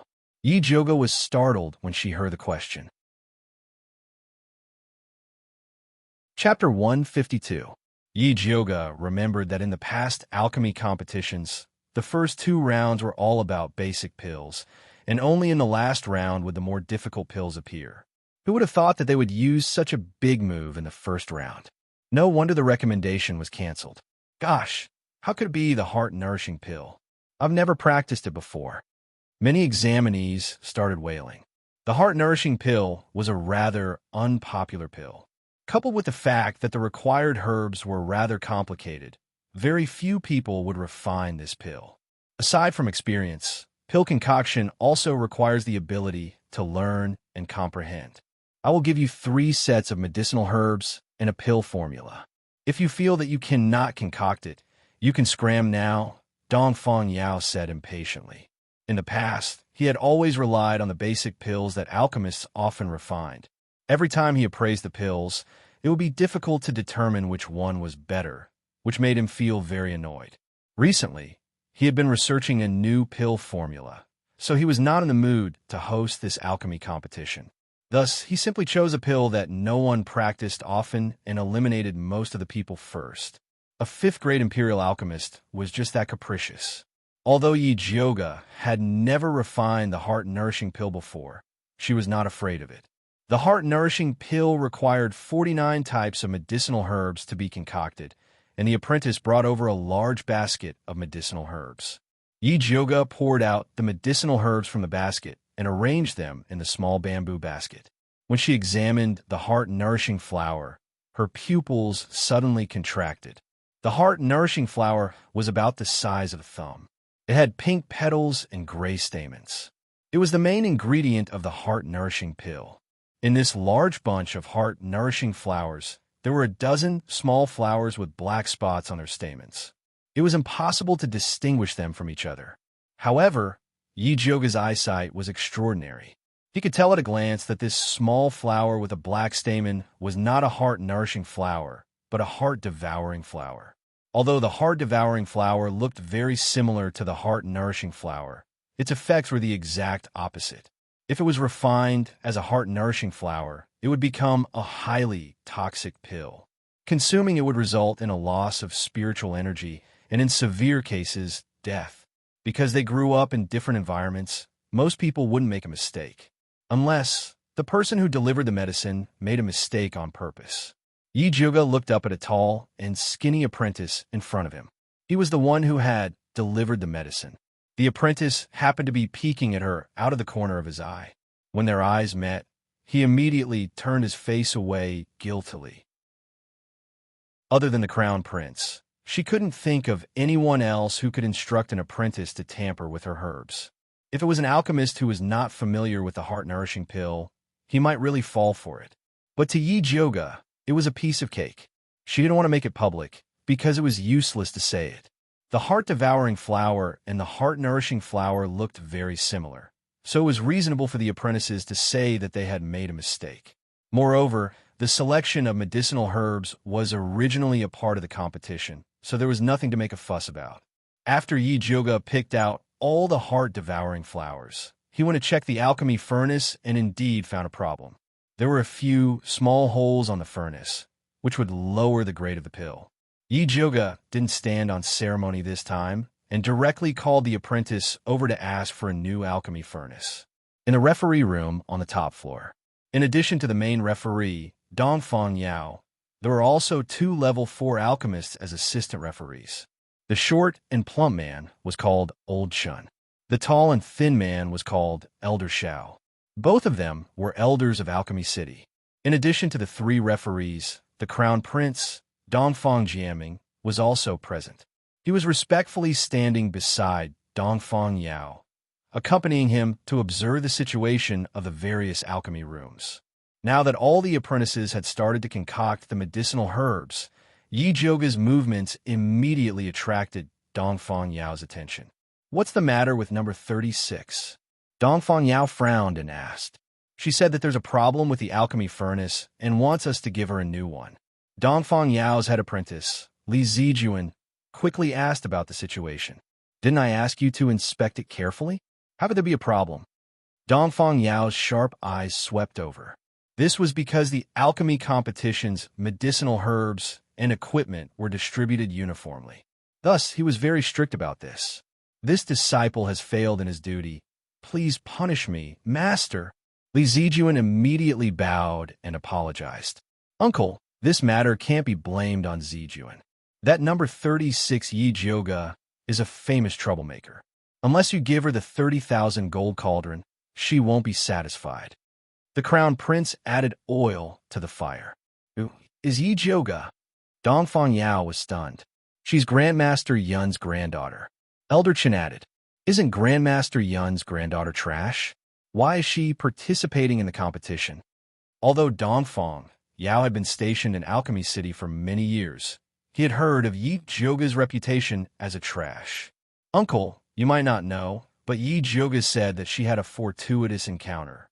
Not only did she recover her appearance and cultivation, she even became a second-rank alchemist." The crown prince pointed out with a smile. "So there was such a thing. What kind of fortuitous encounter did she have?" Elder Xiao asked with interest. "Who knows? She said that she was able to recover her cultivation with a pill left behind by Grandmaster Yun in the Unbounded Abyss. I was just about to ask the Grandmasters if there really is a pill in this world that can allow someone with severed meridians to recover their cultivation and learn alchemy without a teacher." The crown prince exaggeratedly asked. "If there really is such a pill, then this old man would like to see it for himself." Elder Xiao stroked his beard. He clearly didn't believe it. Elder Chen didn't say anything, but his chubby face was also filled with disapproval. The world is so big that nothing is too strange. Old Man Yin has always been lucky, so it wouldn't be strange for him to leave behind some treasures for his bloodline. Dongfang Yao disapprovingly spoke. Although he didn't get along with Yun Tianwei in the past, ever since Yun Tianwei's disappearance, he felt more and more lonely without an opponent. Now that he heard someone questioning his opponent, it felt as if the person was questioning him. Uncle is right. I am ignorant and inexperienced. The crown prince didn't think that the imperial uncle would speak up for Yi Zhouge. He originally wanted to pour dirty water on Yi Zhouge, but he immediately swallowed it back down. Dongfang Yao carefully looked at Yi Zhouge's pill concoction technique and nodded. Not bad. It seems like you have practiced quite a bit. Yi Zhouge didn't know that she had already entered Dongfang Yao's eyes. She concentrated on processing the ingredients before starting the pill concoction. The heart-nourishing pill was difficult to concoct because there were too many ingredients. In order to completely fuse the medicinal liquid, one had to pay attention to the heat. One careless mistake could result in a waste pill, so one could only rely on the experience of an alchemist. However, Yi Zhouge's spiritual sense had greatly increased after a breakthrough. The 49 ingredients inside the cauldron were all clearly visible to her. At this moment, most of the ingredients had already dissolved. Only the heart-nourishing flour was still a bit lacking. She increased the heat, and after the heart-nourishing flour had completely dissolved, she lowered the heat to simmer it slowly. She didn't stay idle while she was simmering. She used her spiritual sense to flip the medicinal liquid up and down so that it was evenly heated. Just as the pill was about to be finished, a sudden change occurred. Chapter 153. The originally quiet earth fire suddenly surged, turning into raging flames that spread out. The medicine shells closest to the furnace were all set on fire. The fire was about to reach Yi Zhouge's face. Her fingers moved slightly, and a wisp of white flame quietly drilled into the source of the earth fire, swallowing it in one gulp. Yi Zhouge waved her hand, and the earth fire that lost its source disappeared, leaving behind a charred furnace. The commotion of the fire was too big. Even Yi Rui realized something was wrong. She ignored the student's obstruction and ran over, asking anxiously, "Big sister, are you okay?" "I'm fine. Why are you here?" "Hurry up and go back to concoct pills," Yi Zhouge said. "Big sister, why are you still concocting pills?" Yi Rui was so angry that her face turned red. She shouted at the student, "What are you guys doing? You can't even control the earth fire. What if someone gets burned?" When the people who were concocting pills heard Yi Rui's words, they couldn't help but move away from the earth fire. The heart-nourishing pill was already hard to concoct. Now that they were distracted, they basically became useless pills. They immediately complained about the earth fire. "What's going on?" Dongfang Yao had already rushed over from the referee's room when the earth fire went out of control. Behind him were Old Chun, Old Xiao, and the Crown Prince. "Master, the earth fire went out of control." Li Zijuan's expression was very ugly. The alchemy competition had been held for so many years, but this was the first time such a major mistake had occurred. Everyone else's earth fire is fine. Why did your earth fire go out of control? Did you do something you shouldn't have? The Crown Prince sneered, looking at Yi Zhouge with malice. "If I knew how to make the earth fire go out of control, I would be the Crown Prince," Yi Zhouge said sarcastically. "What do you mean by that? Are you saying that the earth fire went out of control because of the Crown Prince?" Dongfang Yao asked directly. "Uncle, I didn't," the Crown Prince quickly denied. "There must be some misunderstanding here. Missy, why don't you come to the referee's room with us?" Old Chin saw that the situation was bad and quickly said, "No, if there's anything, we'll have to make it clear here. Big sister just changed the alchemy furnace. Is there something wrong with that alchemy furnace?" Yi Rui was small in stature, but she was full of vigor. She looked like she wanted to seek justice for her big sister. "Yes, someone drilled a hole in that pill furnace." Yi Zhouge nodded. She didn't want to say these things, but she was very angry when she lost control of the earth fire. It was one thing for the Crown Prince to tamper with the medicinal herbs and the cauldron, but to think that he even dared to touch the earth fire. If not for her white bone flame being able to devour flames, she might have been injured by this earth fire. Just as everyone was discussing this matter, Dongfang Yao coldly said, "The path of alchemy is ever-changing, so accidents are very common. However, as an alchemist, you must abide by your heart. If you don't want to compete, then scram." As soon as he said that, no one dared to say anything else. They all retracted their heads and started to refine their pills again. Even though he had failed to concoct the pill just now, he still had 2 more chances. He couldn't afford to waste them. Fourth sister, Great Master Dongfang, is right. If you want to advance on the path of alchemy, you have to get rid of external things.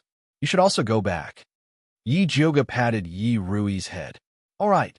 Although Yi Rui was still a little unwilling, she still obediently returned to her alchemy room.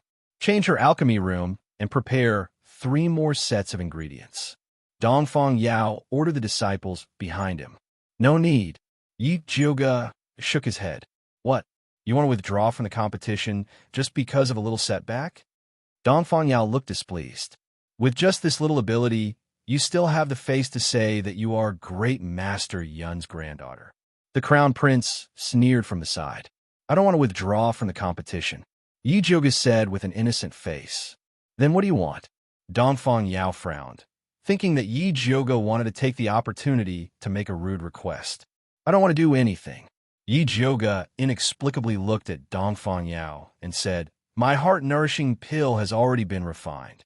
There is no need to prepare another alchemy room and ingredients. Isn't your pill useless? Dongfang Yao's surprised gaze fell on Yi Jioga's alchemy furnace. Who said it was useless? Yi Jioga opened the alchemy furnace that was burnt black. Inside the alchemy furnace lay 3 pink and lustrous pills, exuding a fragrant aura.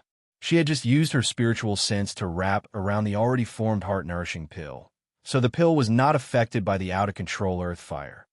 Grade 1 heart-nourishing pill.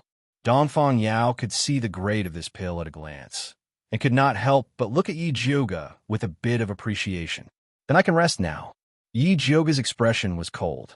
Wait a moment. Come with me first. I have something to ask you. Dongfang Yao turned and walked towards the tea room on the 2nd floor.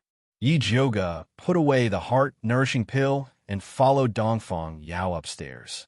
The Crown Prince fiercely looked at Yi Jioga's back, wishing that he could eat her alive. What does Great Master Dongfang want with me? Yi Jioga stood at the door and asked. Dongfang Yao was also a clever person. He did not invite Yi Jioga to sit down, and directly asked, Girl, are you selling the spiritual fire in your body? Yi Jioga's pupils suddenly shrank. He did not think that even though he was so careful, he would still be able to detect the existence of the white bone fire. However, at this time, he absolutely could not admit it. Yi Jioga was just about to play dumb when Dongfang Yao opened his mouth and said, It is useless for you to deny it. This old man has his own way to test it. The earth fire here is something that I have spent countless efforts to cultivate. You commanded the spiritual fire to swallow it. Shouldn't you give this old man an explanation? Yi Jioga was silent for a moment, then said, That is because you harmed me first. This time, it is indeed our dereliction of duty. This old man will definitely give you an explanation after investigating. Although Dongfang Yao was obsessed with cultivation, he was not a fool who did not know anything. Even if Dongfang Jiaming is behind this, can you give me an explanation? Yi Jioga raised his eyebrows. His face was full of disbelief. Even if Dongfang Yin is behind this old man can still give you an explanation. Dongfang Yao was very domineering. He did not even put Xianwu Emperor Dongfang Yin in his eyes. Yi Jioga could see that Dongfang Yao was not lying to her. But even so, she could not sell the white bone fire to him. This is a different thing. I will give you 100 spirit coins to buy your spiritual fire, and I will also give you a pseudo-spiritual fire. If you have any other requests, as long as I can do it, I will agree. Dongfang Yao's price was very reasonable. 1 spirit coin was equivalent to 10,000 gold, but even gold could not be exchanged for spirit coins. Although the wood pseudo-spiritual fire was not a spiritual fire, It was still a very rare flame, and it was very suitable for Yi Zhouge's current cultivation. The most important thing was the promise of Dongfang Yao, a rank 5 alchemist of the imperial family. If it was someone else, they would have been tempted, but unfortunately, Yi Zhouge could not sell it. He would die if he sold it. Chapter 154. Little girl, this price is already very reasonable. Don't push your luck. Dongfang Yao said with dissatisfaction. I'm not pushing my luck. I'm not selling. Yi Zhouge said plainly. She had already integrated the white bone fire into her dantian. Digging it out was the same as opening a hole in her dantian. If you don't want to sell, then forget it. Dongfang Yao waved his hand in annoyance. If it was a small alchemist, he would have taken the spiritual fire, even if he had to. However, Yi Zhouge was Yun Tianwei's granddaughter, so he couldn't bring himself to do it. Seeing that Dongfang Yao was so easygoing, Yi Zhouge felt a bit apologetic. After a moment of hesitation, she said, Actually, this spiritual fire is useless to you. What do you mean? Dongfang Yao asked in confusion. Yi Zhouge raised his finger, and a wisp of white flame with a strange and serene aura appeared. The entire room became incomparably gloomy. Ghost fire? Are you crazy? You actually dared to store the ghost fire in your dantian. Dongfang Yao was shocked and looked at Yi Zhouge as if he had seen a ghost. Ghost fire could only be used to refine yin pills, but spirit cultivators needed yang pills. Only evil cultivators and devil cultivators needed yin pills. Currently, there were very few yin pill recipes on the market. Even Dongfang Yao only had a few, so this ghost fire was useless. Yi Zhouge smiled and didn't explain. She couldn't tell Dongfang Yao that she had a complete set of yin pill recipes. Little girl, you look soft, but you're quite brave. You're worthy of being Old Man Yun's bloodline. Although Dongfang Yao felt that it was crazy for an alchemist to store a ghost fire, he still admired Yi Zhouge's courage. Great Master Dongfang, do you know my grandfather? Do you know where he went before he disappeared? Yi Zhouge immediately asked. Little girl, don't misunderstand. I'm not familiar with your grandfather. Dongfang Yao snorted arrogantly. Oh, Yi Zhouge immediately became cold. Dongfang Yao was a bit annoyed by her attitude. He coldly snorted and said, Old Man Yun left too suddenly. I only heard that he went to a secret realm to find some treasure. Treasure? Could her grandfather's disappearance be related to the treasure map? Although Yi Zhouge was surprised, his expression did not change. He said calmly, Thank you for your guidance, Master Dongfang. Little girl, don't learn from old Yun and go searching for treasures. How could there be so many treasures in this world for you to find? Dongfang Yao muttered. Just as Yi Zhouge was getting dizzy from Dongfang Yao's nagging, he heard a knock on the door. Li Zijuan said respectfully, Master, the competition is over. Dongfang Yao replied in a dignified manner before instructing Yi Zhouge, Take your pills and leave. With that, he got up and left the room. Yi Zhouge silently returned to the competition venue. There were a total of 52 participants in the alchemy competition, but only 6 level 2 alchemists succeeded in refining the heart-nourishing pill. The pills refined by the others were all useless. At this moment, the heart-nourishing pills refined by Yi Zhouge and the others were lined up in front of the judge. Yi Zhouge's heart-nourishing pill is the best, Dongfang Yao said directly. Her heart-nourishing pill is not bad, but I feel that Gong Hongyu and Yi Shanshan's pills are better, and their methods are more standard. Elder Xiao and Elder Chun had different opinions. Then Yi Zhouge is the best, Gong Hongyu and Yi Shanshan are the best, and the other 3 are good, Dongfang Yao said decisively. Elder Chun and Elder Xiao nodded silently. After all, this was only the first round of the competition. There were still 2 more rounds to go. The Crown Prince disagreed. Uncle, the medicine testing segment hasn't started yet. It's too early to judge now. The medicine testing segment of the Thunder Nation's alchemy competition was to gather people who were willing to test the medicine. When the competition started, they would choose the most suitable patients based on the effects of the medicine. A medicine that could cure an illness was a good medicine, and a medicine that could kill a person was a bad one. In the previous alchemy competition, There were many examples of people being cured by the medicine, but no one had died from eating it. After all, the medicine that could advance to the next stage was of a good grade. Let the patients come in. Dongfang Yao instructed Li Zijuan. Yes. Li Zijuan nodded respectfully and ordered the apprentices to bring the patients in. Not long later, 6 people with pale faces and cyanosis on their lips walked in. It was obvious that they were patients with serious heart problems. The person in charge of testing the medicine for Yi Jioga was a handsome young man with dark skin and deep facial features. Although he was wearing the most commonly seen narrow sleeves of the Thunder Nation, Yi Jioga was certain that he wasn't from the Thunder Nation. When the other patients saw the medicine, they all revealed expressions of surprise, nervousness, excitement, fear, and worry. Only this young man's eyes were lowered, and he was strangely calm. Let's start testing the medicine. Li Zijuan instructed the apprentices to help the patients take the heart-nourishing pill. Gong Hongyu's patient was a slender young lady with a beautiful appearance. She clutched her chest and looked like a sickly beauty.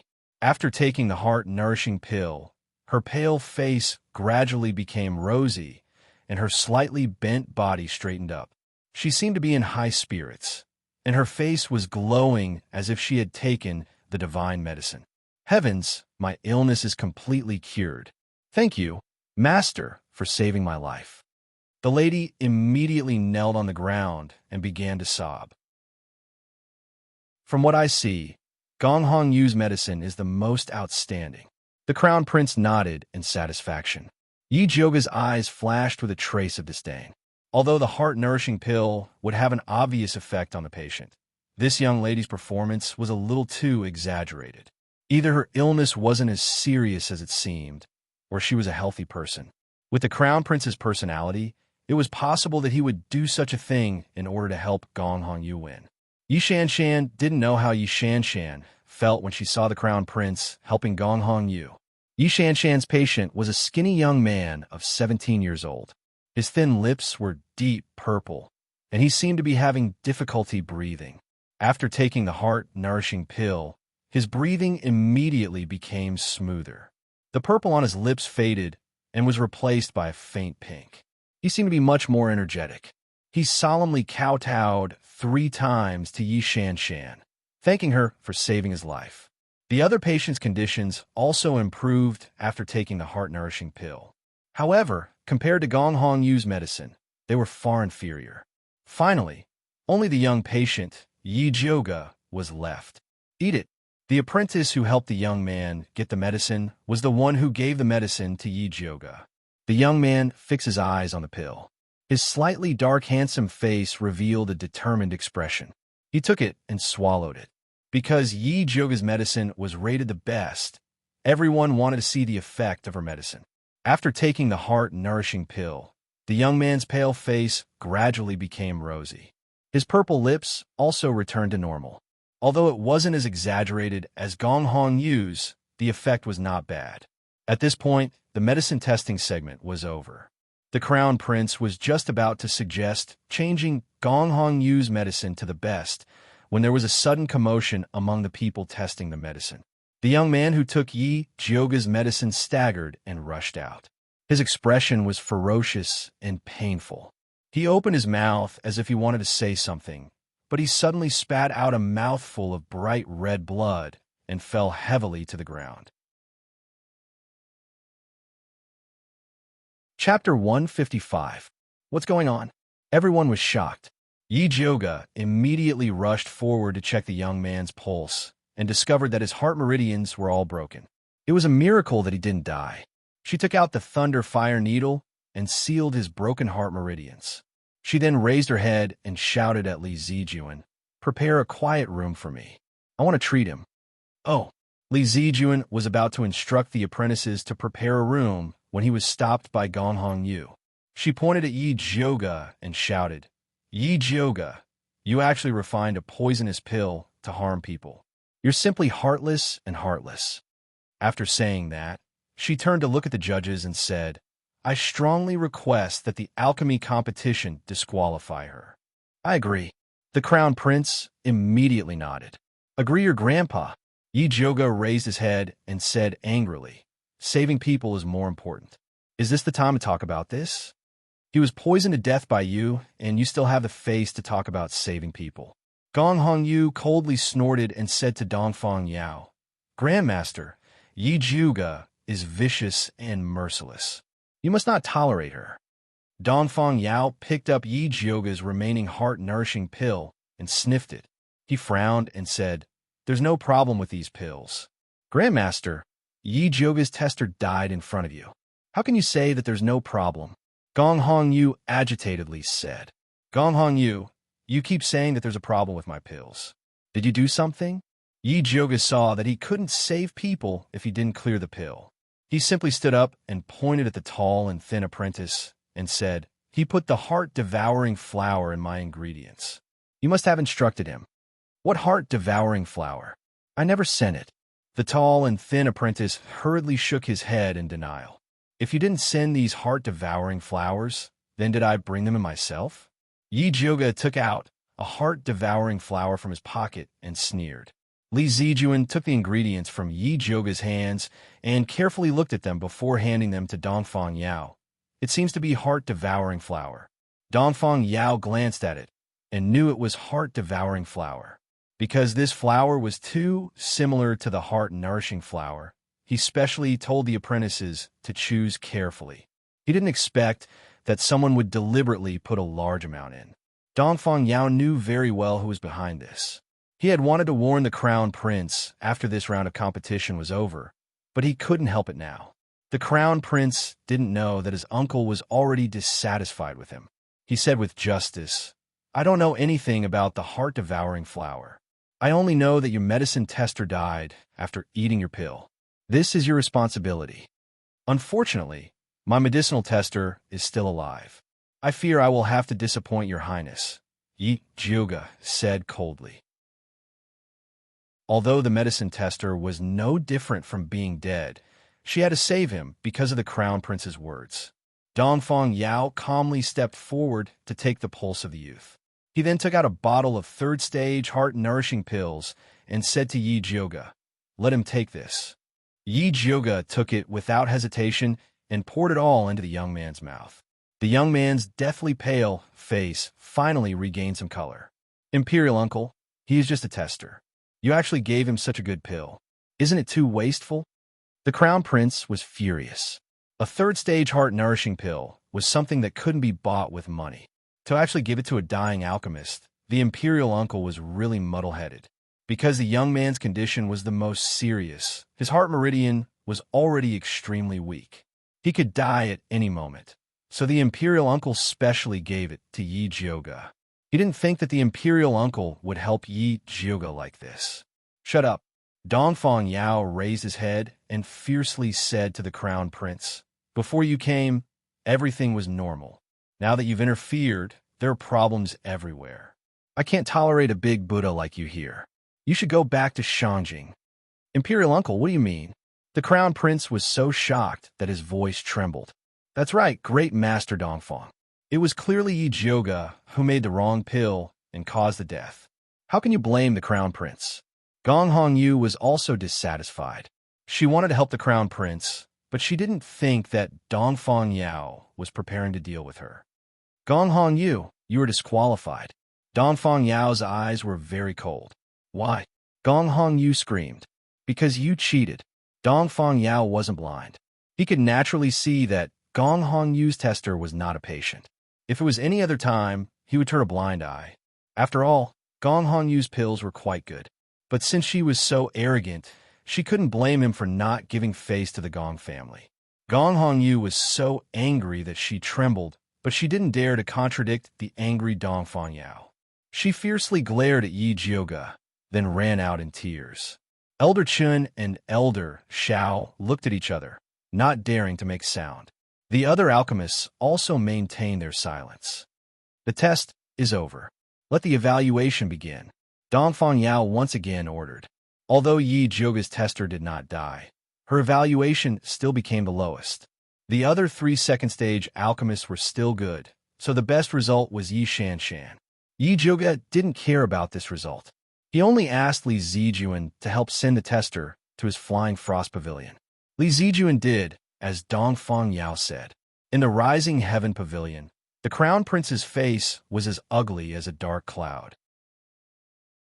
Once he returned to his courtyard, he immediately called Su Junxing over and scolded him. Didn't you say that if we followed your plan, we would definitely be able to pull Yi Zhuge down?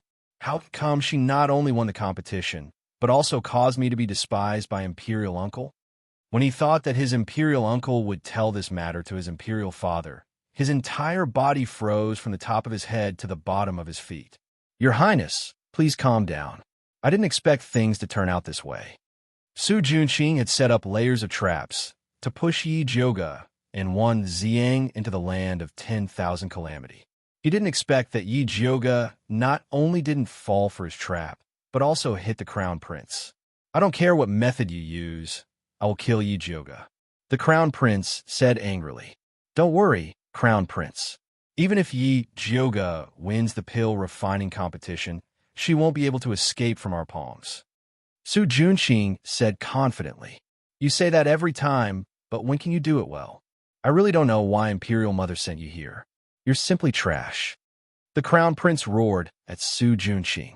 A sinister light flashed in Su Junxing's eyes, but he quickly returned to his original state. He smiled and looked at the crown prince's eyes. He said gently, there must be a reason why the Empress sent me to assist your Highness. You can choose not to believe me, but you can't not believe the Empress. The crown prince looked at Su Junxing's bottomless eyes and suddenly felt that Su Junxing was right. Everyone could be wrong, but not his Imperial Mother. Then I'll believe you once more. The crown prince said unwillingly. Yes, your Highness, please do as I say. Su Junxing said his next step of the plan.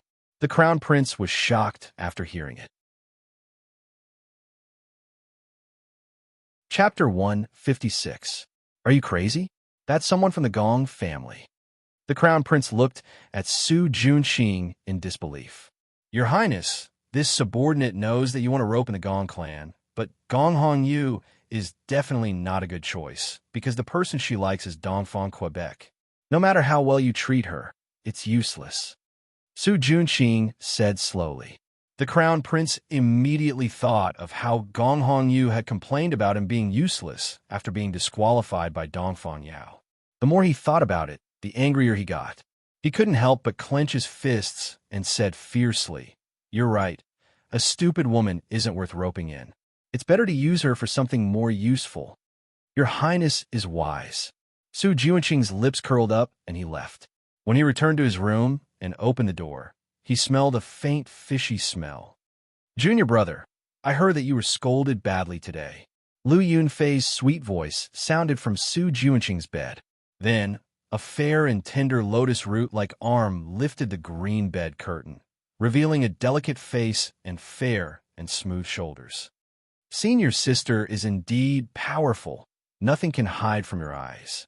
Su Junxing looked down, not daring to look at the bed. How is it? Do you want senior sister to help you vent your anger? Lu Yunfei got off the bed naked. The man's corpse lying behind her looked like a skeleton. Lu Yunfei had just sucked the essence and blood of a martial artist. Her skin was glowing and a faint fragrance floated to the tip of Su Junxing's nose. Thank you for your kindness, senior sister, but the crown prince is still useful. Let him go first. Su Junxing looked at his nose and silently closed his nose aperture. If you come and help me put on my clothes, I'll consider letting him go. Lu Yunfei laughed, the white swaying on her chest reflecting a dazzling light. Yes.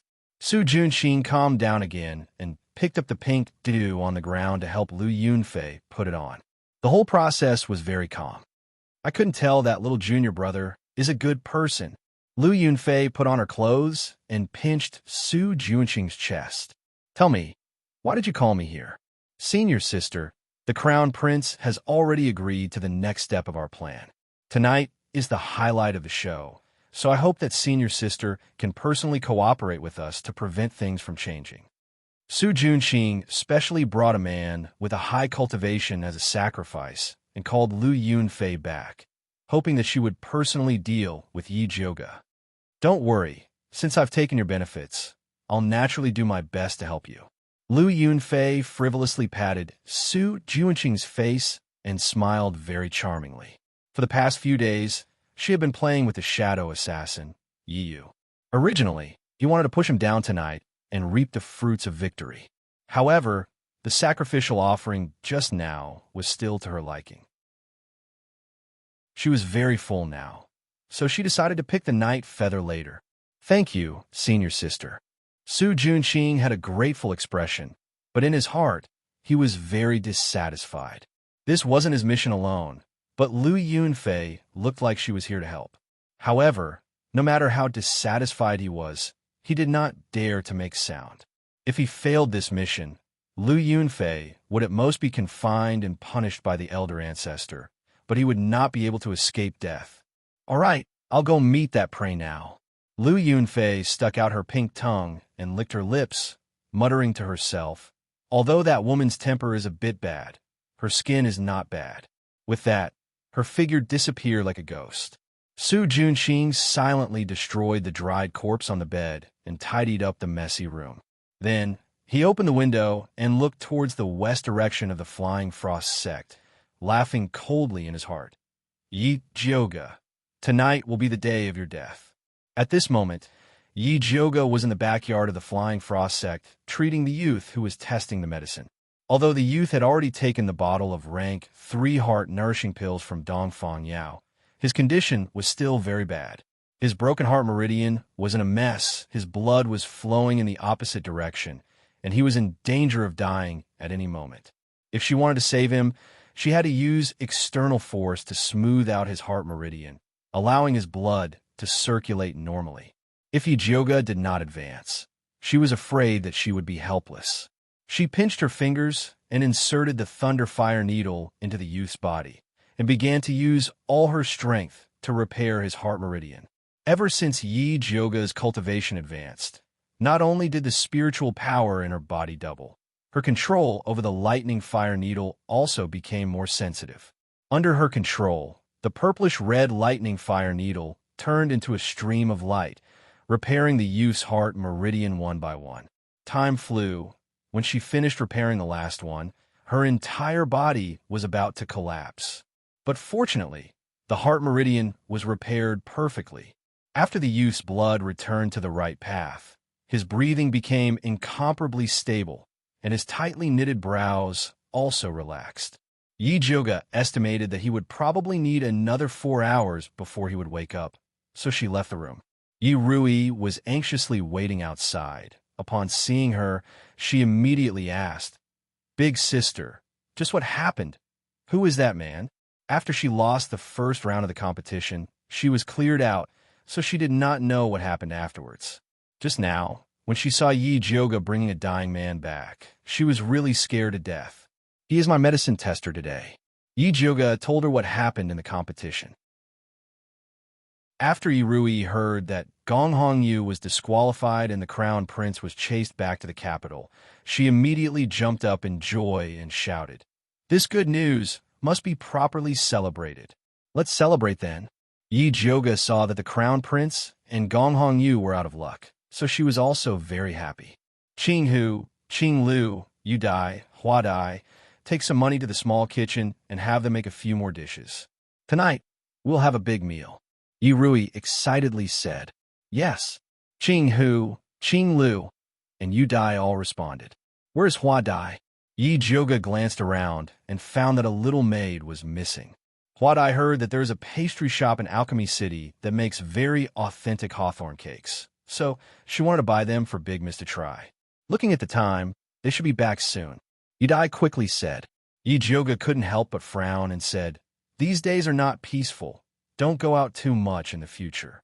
This time, the crown prince suffered such a big loss, so he was afraid that he would not be satisfied and randomly bite people. "Yes, this servant understands." Yu Dai and the others quickly nodded. Qing Hu took the money to the small kitchen and came back to report. "Big Miss, official one has come to visit and is waiting in the front hall." Although Wan Zhang and Yi Jioga were very familiar, there was a difference between men and women, so visiting etiquette was still necessary. "Tell him to wait for a moment. I will go down after I change my clothes." Yi Jioga's body was filled with the smell of medicine. Yes. Qinghu bowed and went down.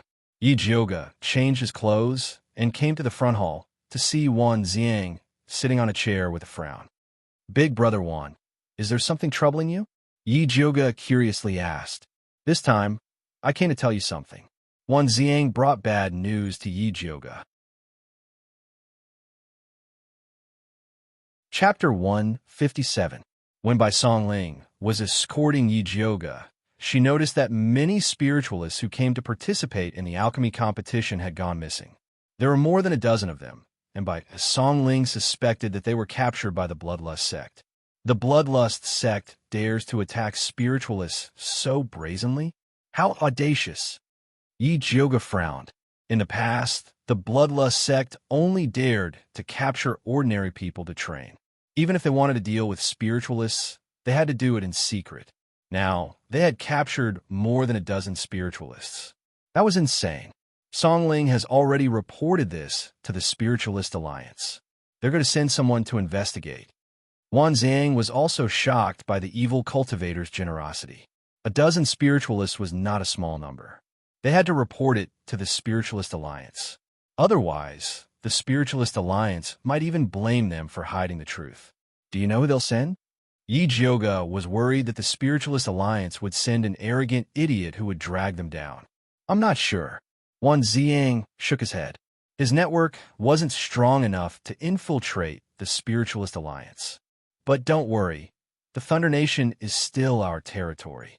The Spiritualist Alliance is mainly here to investigate. We just need to stabilize ourselves. Wan Xiang had been in the Alliance before and knew how slow they were. However, as long as the Spiritualist Alliance decided that the Bloodlust sect was a scourge, they would issue a kill order and all spiritualists would hunt them down. This was the most important thing. MHM.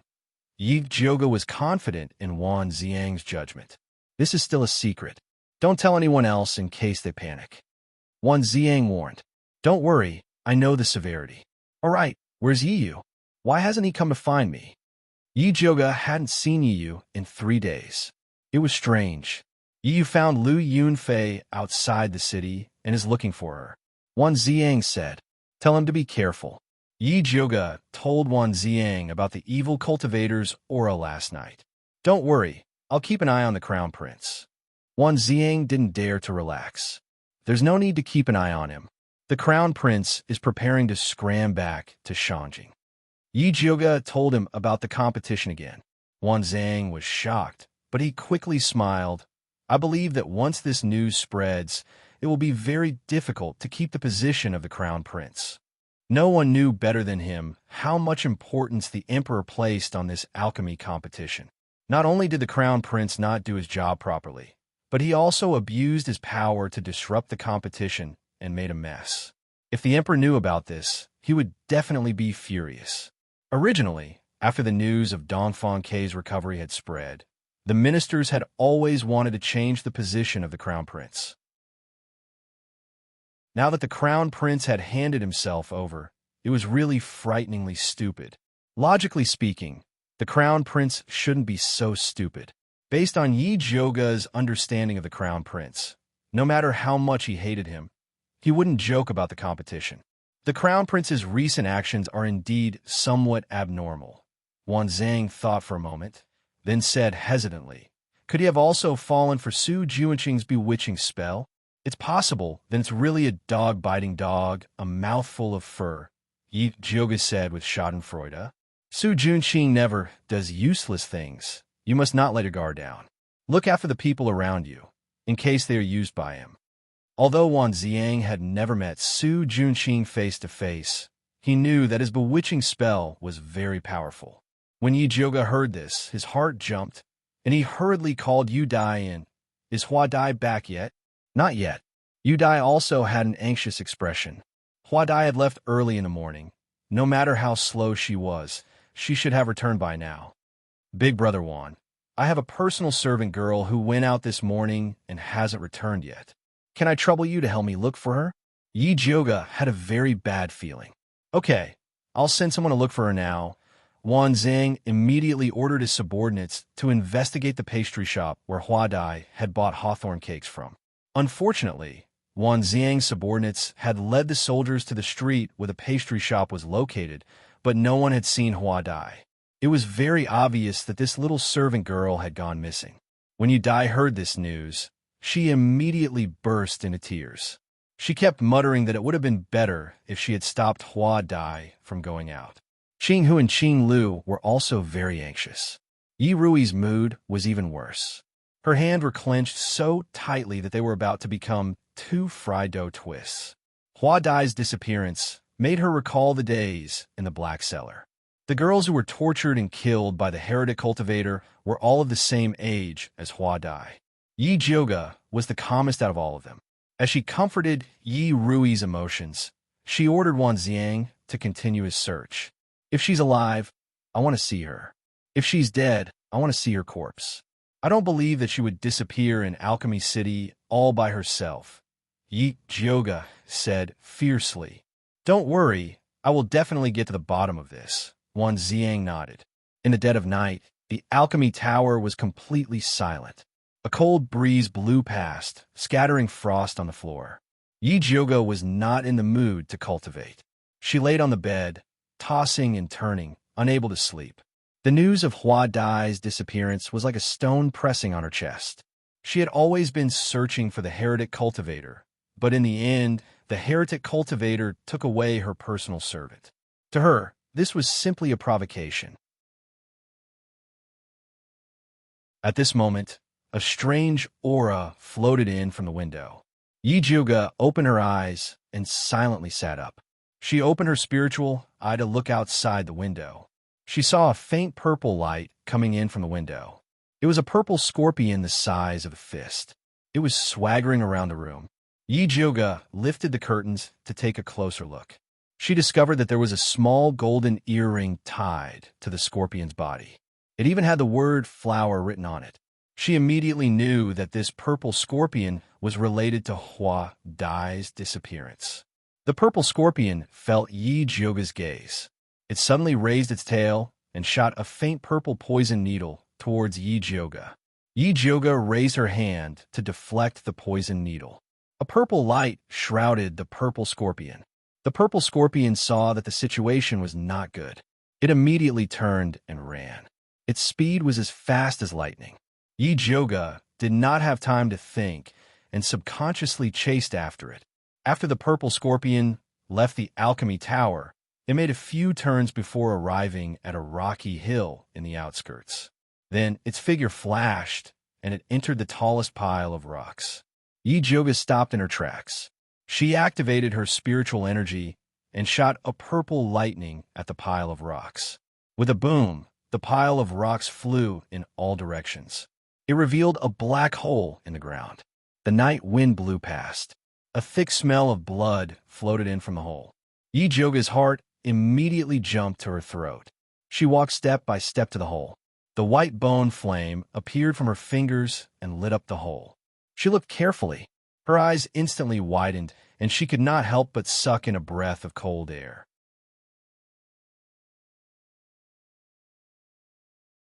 Chapter 158. A skinned female corpse was tossed in the gloomy underground cave. The bloody red flesh was extremely shocking. His cracked eye sockets and dilated pupils were filled with deep resentment, making one shudder in fear. Yi Jioga felt a chill. She endured the nausea and looked at the female corpse's skull. There was a hole at the fontanelle. It was a sign that the spiritual root had been dug out. She was not a flower butterfly with spiritual roots. However, this female corpse was too miserable. Yi Jioga could not recognize who it was. She used her white bone flame to light up the cave. She found that there were more than 10 corpses behind the skinned female corpse. Although they were wearing different clothes, they were all sucked dry of blood. It should be the pill refiners that went missing. Yi Jioga's heart was beating fast. She felt inexplicably uneasy. That purple scorpion was undoubtedly the spiritual pet of the heretic cultivator. What did I want to do by leading her to this cave? Yi Jioga carefully looked at the cave, trying to find the location of the purple scorpion. Suddenly, The sharp sound of a spiritual arrow piercing through the air came from behind her.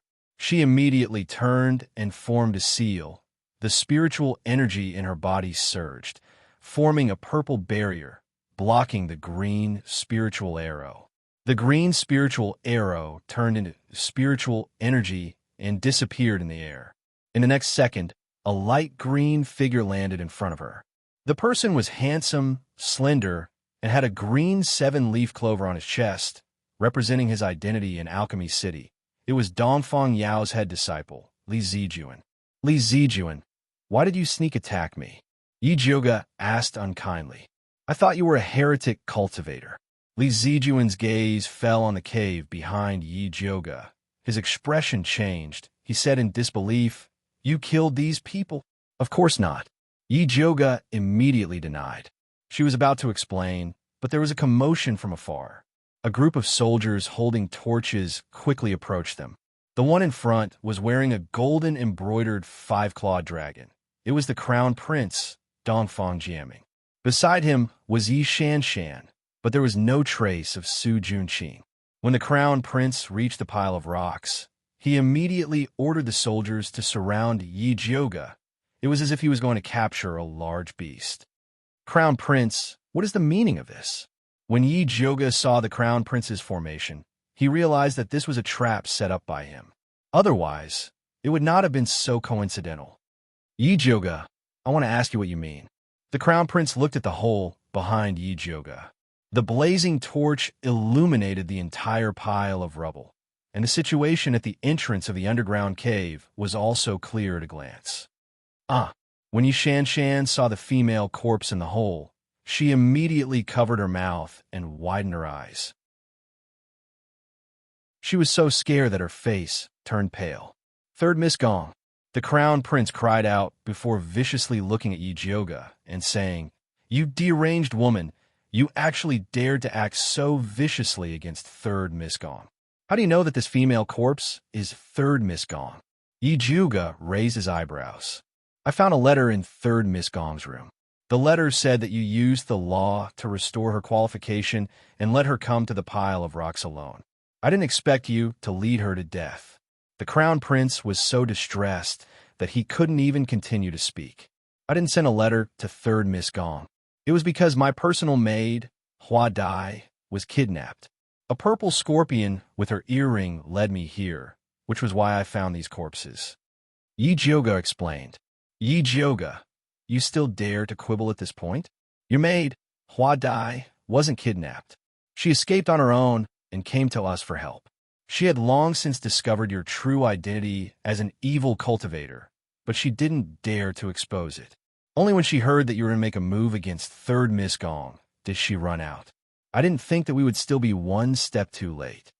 The Crown Prince had a regretful expression. Whoa, big sister Hong Yu, you died so miserably. Yi Shanshan covered her mouth and sobbed. Those who didn't know better would think that she had lost her mother. What did you say? Hua Dai is with you? This news was completely out of Yi Jiuge's expectations. Young Lady Yi, your personal maid accused you of being an evil cultivator who specialized in sucking human blood to cultivate. Not only did you kidnap contestant from Alchemy City, but you also tried to kill Third Miss Gong. Do you have any explanation for this? Li Zijuan asked. Zijuan, the evidence and witnesses are here. What is there to explain? Hurry up and capture this murderous evil cultivator. The Crown Prince was flustered and exasperated. Although this isn't the first or second time your Highness has falsely accused me, this time you're even using me as a scapegoat for evil cultivators. I don't know what benefits you've received from them. Yi Jiuge narrowed his eyes and spoke with a voice as cold as ice. You said that my personal maid, Hua Dai, accused me of being an evil cultivator. Call her out and confront her. The Crown Prince turned around and commanded, Yi Jiuge, you really won't shed a tear until you see your coffin. Someone bring Hua Dai out. Soon after, two soldiers brought a petite girl from the back of the group. She had large eyes and a small round face. It was Hua Dai's appearance. Hua Dai's eyelids drooped and didn't dare to look at Yi Jiuge. Hua Dai, don't be afraid. Tell everyone what you said today. The Crown Prince spoke with confidence. Young lady, she's not human. She's a blood-sucking, evil cultivator. She killed many people in order to cultivate. She even said that third Miss Gong always went against her, and that she had to peel off her skin and dig out her spirit root to appease her hatred. Hua Dai's voice and body trembled uncontrollably. Yi Zhuge stared at Hua Dai and spoke word by word. Since you have the guts to falsely accuse me, why don't you have the guts to look at me? Young lady, please don't kill me. Hua Dai knelt down with her head touching the floor in fear. If you're really Hua Dai, then I won't kill you. Yi Zhuge's eyes turned cold. She didn't believe that the chattering maid would betray her, unless she was under Su Juanqing's bewitching spell. Or perhaps this wasn't Hua Dai at all, but a fake. Hua Dai, don't be afraid. With me here, Yi Zhuge can't touch you. The crown prince stepped forward and blocked Hua Dai. He pointed at Yi Zhuge and shouted, Yi Zhuge, you bloody and cruel evil cultivator. You killed so many people for the sake of cultivating evil techniques. Hurry up and surrender. Your Highness, if I'm really an evil cultivator, can't Master Dongfang tell?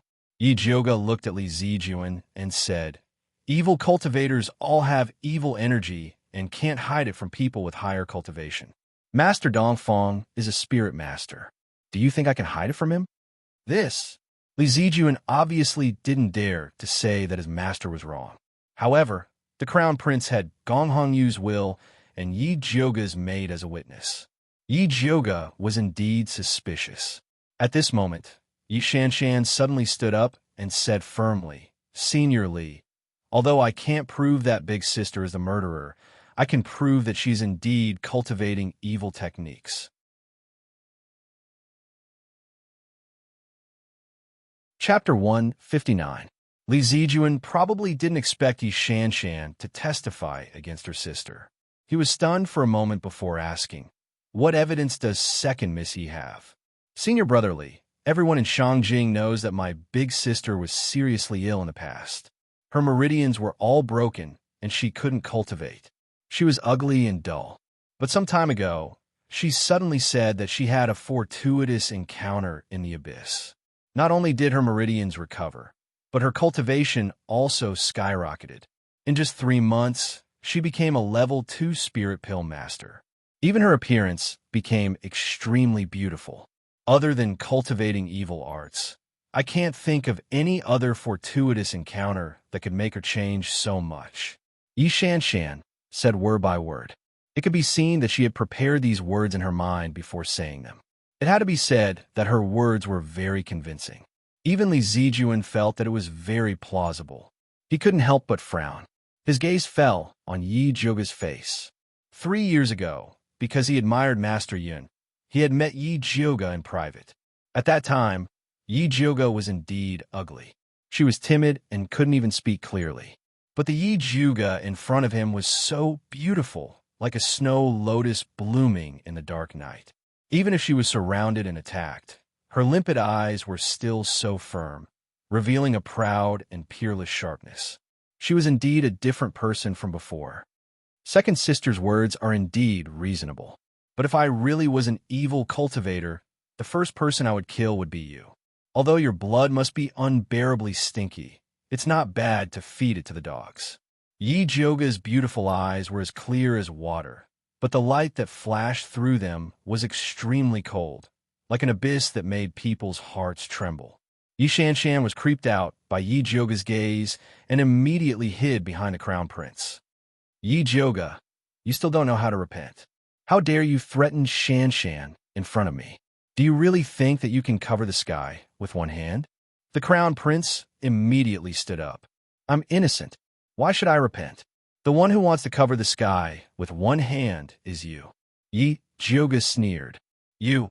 The crown prince was so angry that his face turned red, but he knew that he was no match for Yi Zhuge in a verbal battle. So he turned to Li Zijuan and said, Zijuan, both the witness and the material evidence are here. Yi Zhuge is the murderer. We must immediately put her in prison, otherwise it will be difficult to explain to the Gong family. Previously, the crown prince was disliked by Dongfang Yao, so he wanted to curry favor with Li Zijuan. Otherwise, he would have already ordered for Yi Jioge to be captured. When Li Zijuan thought of the Gong family, he couldn't help but have a headache. Although Gong Hongyu was only the daughter of a branch family, she was still a member of the Gong family. She came to participate in the Thunder Country's alchemy competition, but in the end, she died a tragic death in Alchemy City. No matter what, Alchemy City couldn't be separated from this matter. They had to give them an explanation. Li Zijuan sighed and said to Yi Jioge, "Miss Yi, now that we have the witness and the material evidence, you are the biggest suspect. Please cooperate with the investigation. If you are really innocent, we will definitely give you an explanation." Yi Jioge's thoughts raced. She knew that it was impossible for her to escape from the situation. Since Li Zijuan's attitude was quite good, she might as well give him some face and go with him. She glanced at the shivering Hua Dai hiding behind the soldiers before speaking to Li Zijuan. "I can go with you, but Hua Dai cannot be left with the Crown Prince. Hand her over to Wan Xiang." "No." The Crown Prince immediately objected. "Who doesn't know that Wan Xiang has an affair with you? How can Hua Dai be left alive in his hands?" Yi Jioge narrowed her eyes at the Crown Prince before slowly speaking to Li Zijuan. "The events of the alchemy competition are still fresh in our minds. You should be well aware of the Crown Prince's character. I don't trust someone like him to investigate the heretical cultivators. Who knows if he has an affair with them or not?" "Bullshit. How could I have anything to do with heretical cultivators? Don't slander me." The Crown Prince almost jumped out of his seat. Li Zijuan recalled the Crown Prince's manipulation of the alchemy competition and felt that he was an unreliable person.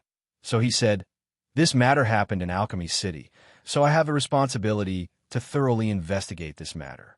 I will personally send someone to watch over Hua Dai." "Zijuan," the Crown Prince shouted, but after seeing Li Zijuan's determined expression, he could only shut his mouth. "Then you have to keep an eye on Hua Dai. Otherwise, after she is killed, they will blame it on me."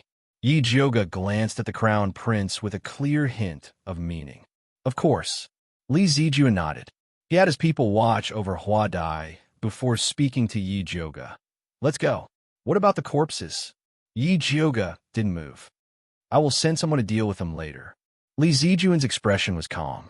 It was clear that he wasn't going to do this himself. Yi Jioge frowned. These corpses were killed by a heretical cultivator, so there must be many clues left on them. It would be inappropriate to deal with them rashly. I suggest that you find a professional coroner or spirit doctor to take a look. You're right. Li Zijuan had a whole new level of respect for Yi Jioge. A normal person would be confused in her situation, but her thoughts were clear. She didn't seem like a murderer at all. "I'm a hypocrite." The Crown Prince laughed disdainfully and said to Li Zijuan, "Zijuan, don't be bewitched by this witch. Heretical cultivators are best at bewitching people. She said all this to deceive you. In my opinion, we should quickly take care of third Miss Gong's corpse, so that the Gong family won't be disappointed. Yes, the dead are already dead. We should not mess with their corpses anymore." Yi Shanshan said sorrowfully. Li Zijuan suddenly hesitated. At this moment, another group of people came from the darkness. It was Wan Xiang who had received the news and rushed over. When he saw Yi Jioge surrounded by the Crown Prince, he immediately asked unkindly, "What is going on?" Yi Jioge cultivates heretical arts. She killed people and drank their blood. The evidence is conclusive. We're going to take her to the prison for interrogation. The Crown Prince spoke first. "That's impossible," Wan Xiang firmly denied. "Anyone can be a heretical cultivator, but not Yi Jioge. How do you know it's impossible? Are you the real murderer?" The Crown Prince's attitude was aggressive. Just as Wan Xiang was about to argue, he was interrupted by Yi Jioge. "Big Brother Wan, His Highness the Crown Prince is determined to falsely accuse me. No matter what you say to him, it's useless. It's better to quickly find evidence to prove my innocence." Gong Hongyu's will and Hua Dai's testimony were very unfavorable to her, not to mention Yi Shanshan's interference. In this situation, only by finding the real murderer could she prove her innocence. Wan Xiang immediately calmed down, and his eyes quickly became clear. Seeing that he had calmed down, Yi Jioga said seriously, "Brother Wan, there is something wrong with the corpse in the cave." Chapter 160. There's something strange about the corpse at the cave entrance. As Yi Jioga spoke, his gaze drifted toward the crown princess. There was a meaningful look on his face. She said this to trick the crown prince to see how he would react. As expected, the crown prince's eyes flickered.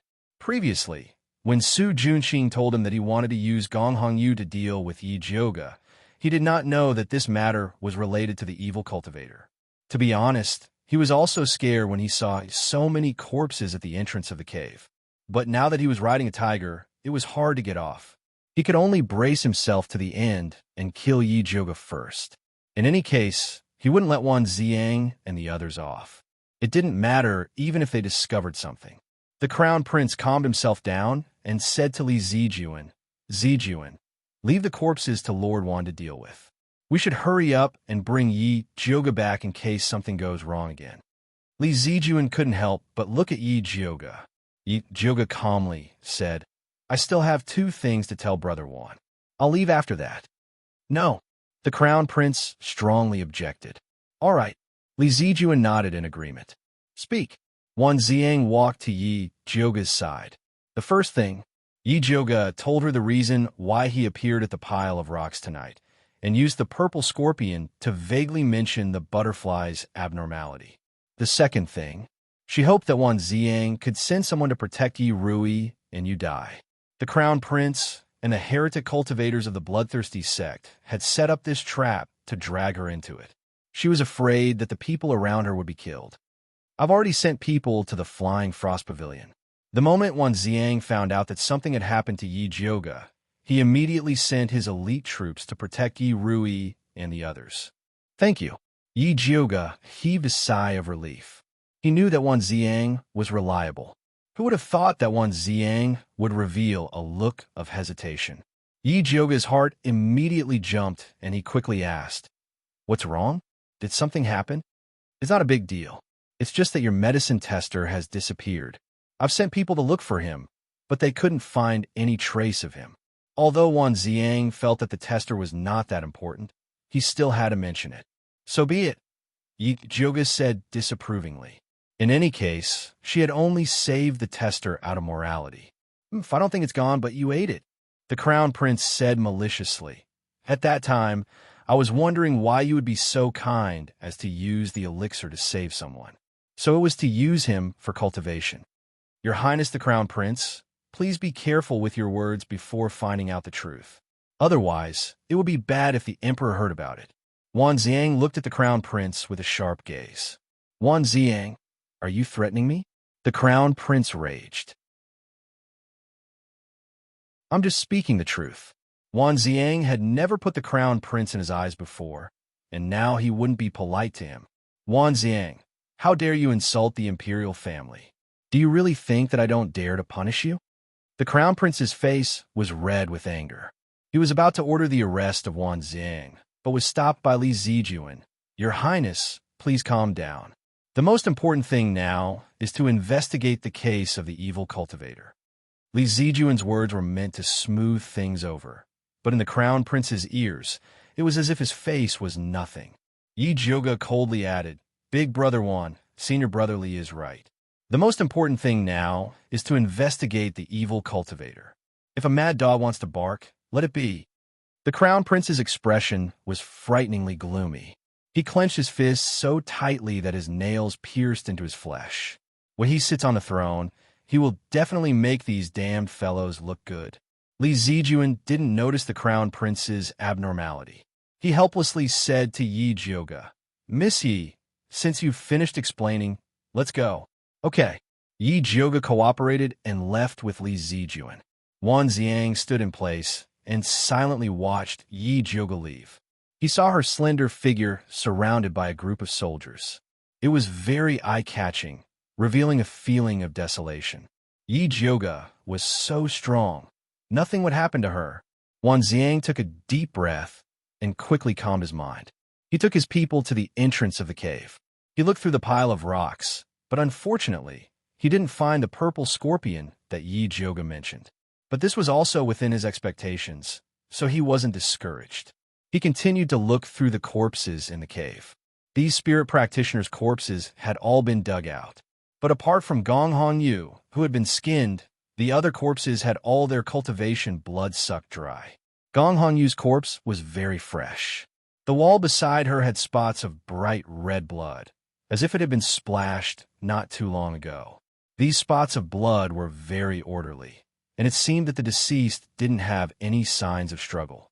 Wan Ziang deduced that Gong Hong Yu was very likely killed elsewhere before being brought here to be skinned. As for the corpses that had their cultivation blood sucked dry, the stiffness of their muscles was different, and the time of death was also different. Wan Ziang carefully searched for a long time. Finally, he found a thin layer of red clay on the soles of these corpses. Gong Hong Yu's soles also had it, which meant that they had been to the same place. As long as he found the source of this red clay, he would be able to find the place where they died. In order to confirm his guess, Wan Ziang decided to go out of the city and investigate. But before he left the city, he wrote all the information he found on a letter and gave it to Li Zijuan, asking him to pass it to Yi Joga. At this time, Yi Joga was locked up in the Judan Pavilion at the very end of Alchemy City. Although the Crown Prince strongly requested that Yi Joga be locked up in the prison, Li Zijuan, after consulting his master, placed Yi Joga under house arrest in his master's private territory. The Crown Prince was very angry about this and kept shouting that he would find Dongfang Yao to clarify things. Unfortunately, ever since Dongfang Yao drove the Crown Prince back to Shangjing in front of everyone, he had never seen him. Now, he used his old headache as an excuse to refuse to see anyone. The Crown Prince wanted to clear his name, but he didn't have the chance. He could only pester Li Zijuan every day, asking him to deal with Yi Joga impartially as soon as possible. Li Zijuan was about to vomit blood from the Crown Prince's pestering. Recently, a series of bad events had happened in Alchemy City. Even the competition had to be suspended. Logically speaking, his master should have come out to take charge. But the old man despised his eldest disciple for only focusing on alchemy and turning himself stupid. He used the excuse that he needed to train Li Zijuan and pushed everything to him. Li Zijuan simply used a chicken feather as an arrow and used his master's mouth to forbid anyone from visiting Yi Joga. Whether it was the Crown Prince, Yi Shanshan, Yi Rui, or Wan Zhang, they all refused. Wan Ziang had to spend quite a bit of effort before Li Zijuan agreed to help him pass the letter.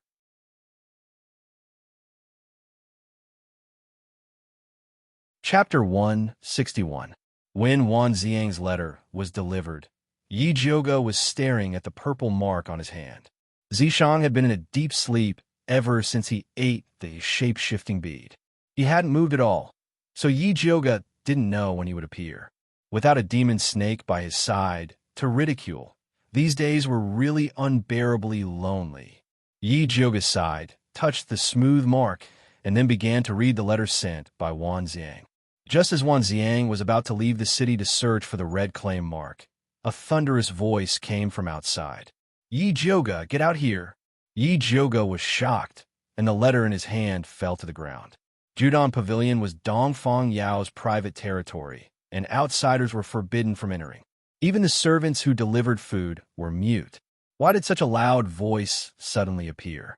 Yi Joga listened carefully and realized that after the loud voice finished shouting, there was a loud voice.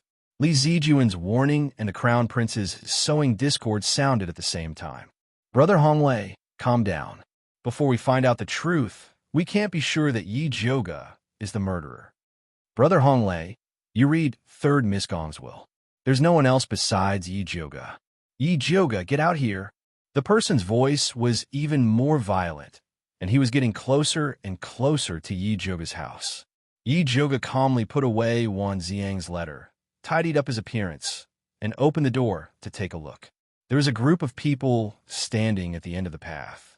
At the front was a violent-looking youth with a long sword on his back, and he was charging towards her aggressively. The Crown Prince was on his left, and he looked as if his plan had succeeded. Li Zijuan was on his right, and he was still trying to persuade the youth. "Brother Honglei, calm down." The youth rushed in front of Yi Jiuge like a whirlwind and sized Yi Jiuge up with his large eyes. He asked fiercely, "You're Hong Yu's murderer? Senior Li, who is he? Why is he slandering me?" The moment he rushed in, Yi Jiuge glanced at the youth and looked at Li Zijuan.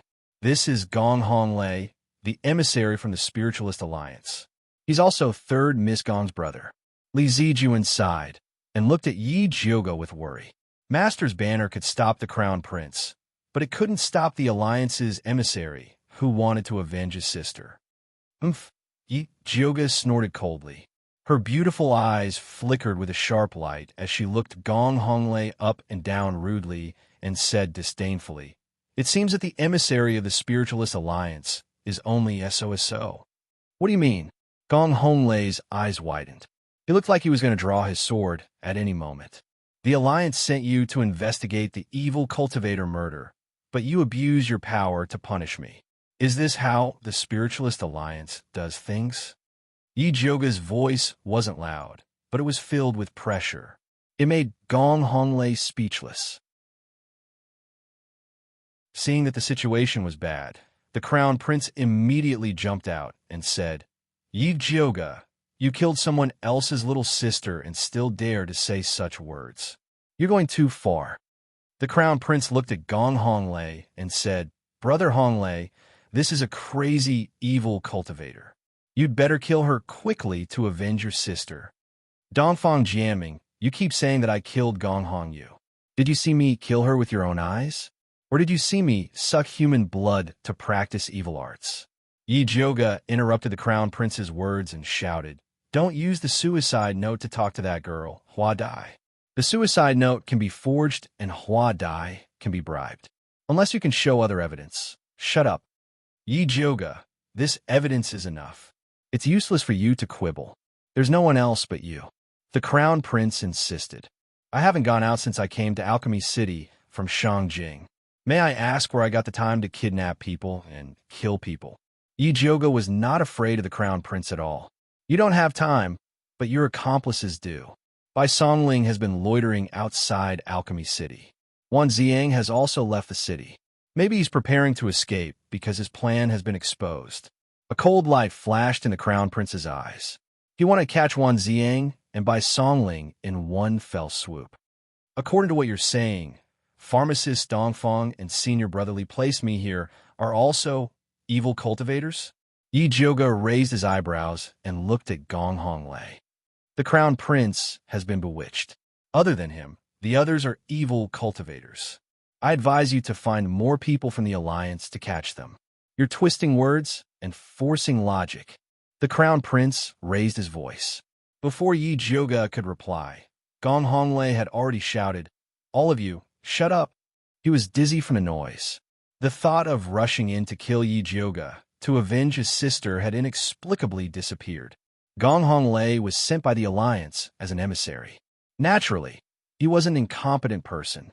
It was just that he was too excited after seeing his sister's tragic death that he was provoked by the crown prince. After calming down, he said to Li Zijuan in a serious tone, "No matter what, Yi Jiuge is a suspect and should be locked up in prison. Isn't it against the rules to lock her up here? Yi Jiuge might be a suspect, but she's also a contestant. Without concrete evidence, it's not good to lock her up in prison. In the end, she's still a weak girl." Li Zijuan really couldn't bear to lock the flower like Yi Jiuge up in a cold and damp prison. So what if she's a girl? A suspect should be locked up in prison. Gong Honglei only had one thing to say. He didn't need to kill Yi Jiuge right now, but he couldn't let a suspect lie comfortably in the courtyard. Yi Jiuge is a weak girl. Zijuan, you must be blind. The crown prince had been tricked by Yi Jiuge so many times. He had never seen a woman more valiant than her. Emissary Gong is right. If that's the case, then lock me up in prison. Yi Jiuge calmly said. It didn't matter where she was locked up anyways. There was no need to make things difficult for Li Zijuan over such a small matter. Fine. Li Zijuan apologetically glanced at Yi Jiuge. In the end, under the supervision of Gong Hong Lei and the Crown Prince, Yi Jioge was brought to Alchemy City's prison. There weren't many people in Alchemy City's prison. Most of them were thieves who stole medicinal plants, so the prison wasn't very gloomy. Li Zijuan had already ordered people to clean up the single cell. Not only was it covered in the best silk mattress, but there was even a bright pink plate of Yilai Xiang in the corner. Gong Hong Lei and the Crown Prince were a bit dissatisfied with the prison's environment, but they didn't make a fuss about it. They only said that they were worried about the prison's defenses. In order to prevent Yi Jioge from escaping, they sent their own guards. Li Zijuan couldn't argue with them, so he could only agree in the end.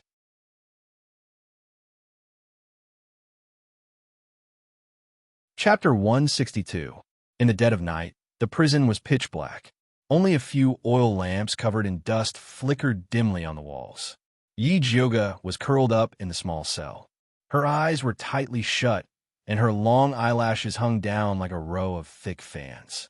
Her breathing was very steady, as if she had already entered the land of dreams. The bright pink tuberose in the corner was quietly blooming, emitting a rich fragrance. The prison was quiet. The guards on duty were clearly separated from the people sent by the Crown Prince. They were leaning against the wall and napping. Suddenly, a light blue smoke floated in through the crack of the door and quickly spread in all directions. The guard who was napping went limp and fell to the ground. The others also fell to the ground like dumplings. The iron door of the prison creaked open. 5 black-clothed people nimbly entered the prison. After taking the key from the guard, they went straight to the small cell Yi Jioge was in. Just as they were about to open the door of the small cell, a cold voice suddenly sounded. "Who goes there?" The leader of the black-clothed people took a step back and signaled for his subordinates to light a torch. A bright light sprang up, illuminating the entire small cell. They saw Yi Jioge, who was supposed to be sleeping, standing in the corner. Dressed in green, she was slender and elegant. Her appearance was stunning and incomparably elegant. Her limpid eyes were so clear that it seemed as if she had never slept. "Miss Yi, we were sent by Lord Wan and Lord Bai to save you. The Crown Prince wants to kill you. Please come with us," the leader of the black-clothed people said as he tried to open the large lock of the cell. He didn't expect a purple light with lightning to fall on the large lock. If the black-clothed people hadn't withdrawn their hands quickly, they would have been struck by this lightning. "Miss, what do you mean by this?" The black-clothed people looked up at Yi Jioge. Their low voice was filled with anxiety and disbelief. Yi Jioge hid the purple light in her hands and said to the black-clothed people with a smile that wasn't a smile, "Go back and tell Lord Wan and Lord Bai that I won't leave the prison before this matter is clearly investigated. You'll die if you don't leave." The black-clothed man spoke hurriedly, as if in the next moment, the Crown Prince would rush in and drag Yi Jioge out for interrogation. Yi Jioge said slowly, "Dongfang Jiaming doesn't dare to kill me because he wants to keep me as a shield so that the real evil cultivator can kill more spiritualists to practice. So, you can go back without worry and let Sir Wan and Sir Bai investigate the Crown Prince, Su Junqing, and the evil cultivator of the bloodthirsty sect." If Yi Jioge really believed that this group of men in black was sent by Wan Xiang, then he would really be as stupid as Dongfang Jiaming. The leader frowned when he heard Yi Jioge's words, but he quickly recovered and said anxiously, "Eldest lady, I don't know anything about the Crown Prince or the evil cultivator. I only know that Lord Wan and Lord Bai asked me to save you, so I have to take you away." Yi Jioge's fingers caressed the pink petals of the fragrant night lily. Her face was even more beautiful than a blooming flower, but the words that came out of her cherry lips were extremely rude. "What if I say no? Then I will have to offend you." The leader's eyes flashed with a cold light. He cut the iron chain with a knife, kicked the door open, and rushed in. Yi Jioge raised her finger slightly, and her fingertips lit up with purple spiritual power. She was about to flick out the lightning spiritual power and the sleeping powder. Unexpectedly, the man in black at the back suddenly raised his knife and very neatly put down all his companions. Internal strife, interesting. Yi Juga held back her spiritual power, and her beautiful eyes fell on the man in black, wanting to see what he was doing. The man in black pulled off his mask, revealing a dark and handsome face with a bit of wild nature. A pair of eyes flashed with a sharp light like a wolf. It turned out to be the medicine tester, who disappeared. "You are also the Crown Prince's man?" Yi Juga raised her eyebrows and said with a little admiration, "Then you are really ruthless." One had to know that the medicine tester's heart meridian was really broken, and he was seriously injured and could die at any moment. "No, I don't know any Crown Prince." The medicine tester's voice was a little hoarse, but it was surprisingly pleasant to hear. However, his accent was definitely not from the Thunder Country, but rather from the southern frontier. "Then why did you come find me? To repay a debt of gratitude?" If that was the case, then this guy was quite loyal. This group of men in black was definitely sent by the Crown Prince. To be able to sneak in meant that he had some skill. "No." The medicine tester shook his head honestly. This slap in the face was a little painful. Yi Juga was a little unhappy, and her expression slightly darkened. "If you're not here to repay a debt of gratitude, then let's calculate the medical fees.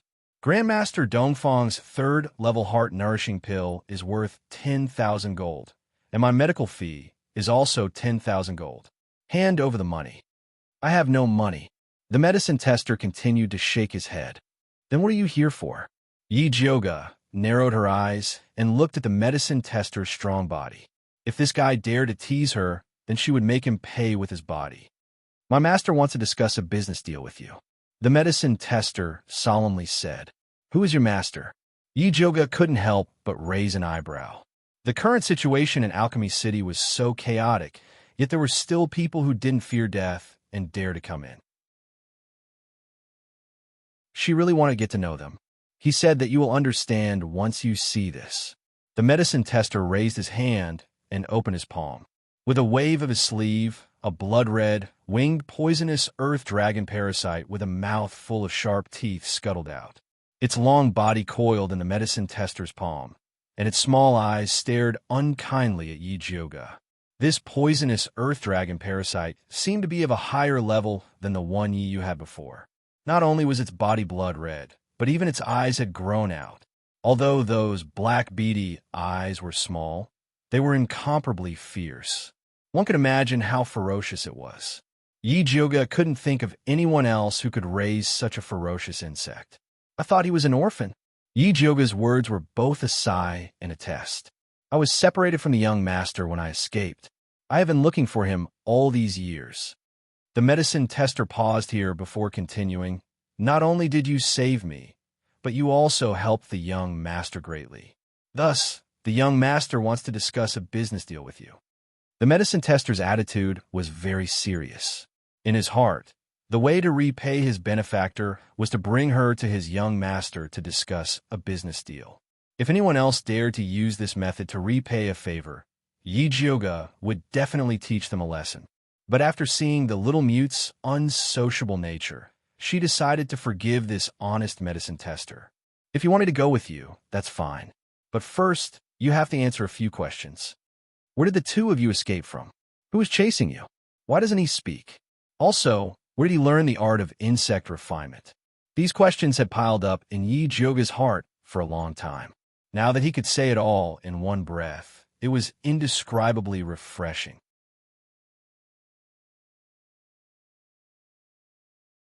Chapter 163. "Can we talk about this after we get out?" the medicine tester asked sincerely. "Sure." With these answers, Yi Juga decided to go with him. Although the crown prince would definitely blame the crime of absconding to avoid punishment on her, it did not matter. She couldn't catch Lu Yunfei by staying in this broken prison, so she might as well go out and talk to the little mute. Maybe she could get some unexpected clues. "What do you plan to do with these people?" The medicine tester kicked the man in black on the ground. "These people are just small fries, just throw them here." Yi Juga walked out of the small prison and asked the medicine tester, "I still don't know your name?" "Luo Tian." While talking to Yi Juga, Luo Tian didn't forget to observe the surroundings and quickly brought Yi Juga out of the prison. The two of them walked along the dark walls to avoid the patrolling guards and finally left Alchemy City. Where are we going next? Yi Joga looked at the gloomy mountain range. Alchemy City was located in front of two mountain peaks. No matter which direction they went, it was a deep forest. Follow me. Luo Tian walked towards the dense forest in the east. Yi Joga followed closely behind him and asked in a casual manner, Luo Tian, how did you get into the group of men in black? These men in black were very experienced and seemed to be very experienced. It was impossible that they couldn't recognize their own people. It's a secret. Luo Tian obviously didn't want to answer this question. Then let's talk about the consultation fee. Yi Joga revealed a hee-hee expression. He was too inexperienced to fight with her. Luo Tian's footsteps stiffened, but he quickly moved again. His hoarse voice revealed a trace of helplessness. I used my natal goo to control them to get in. Natal goo? Are you from the blood-clothed Miao tribe? Yi Joga looked at Luo Tian in shock. Ever since she met the little mute, she had specially looked up information about raising goo. The best at raising goo was the blood-clothed Miao tribe in the southern border.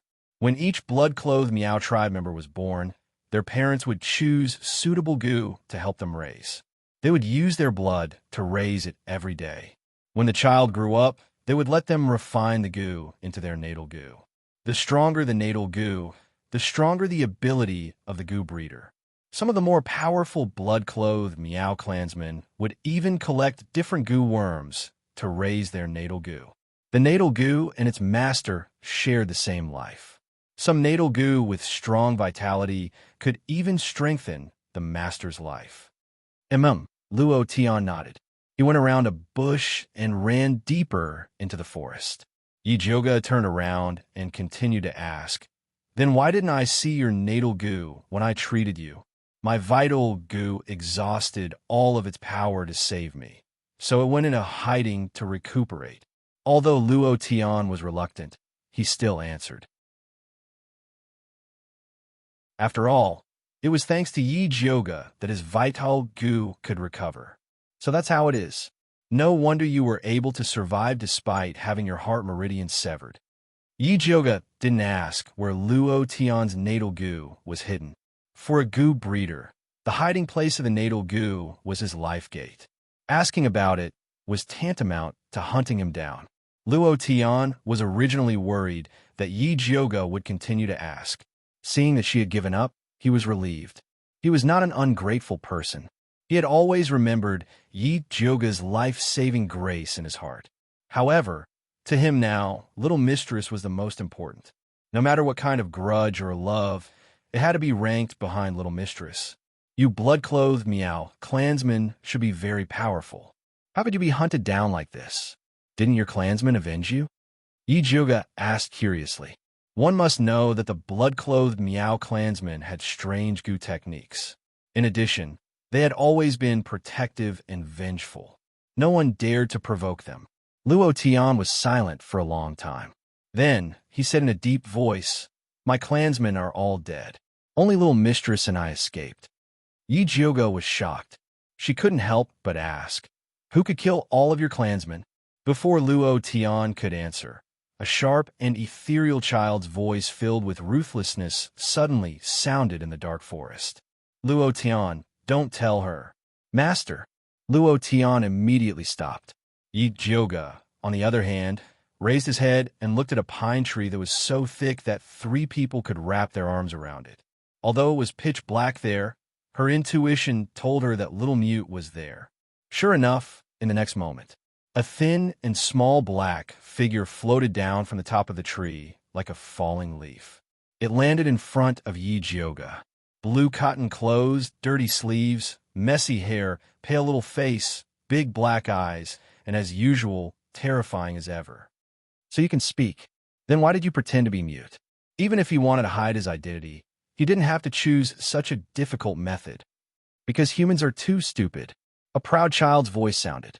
It was obviously Little Mute's reply to Yi Joga's question. But Yi Joga looked over. He found that Little Mute, who was supposed to speak, had his mouth tightly shut. His big black eyes were expressionless. That tender little voice sounded like it came from a ghost.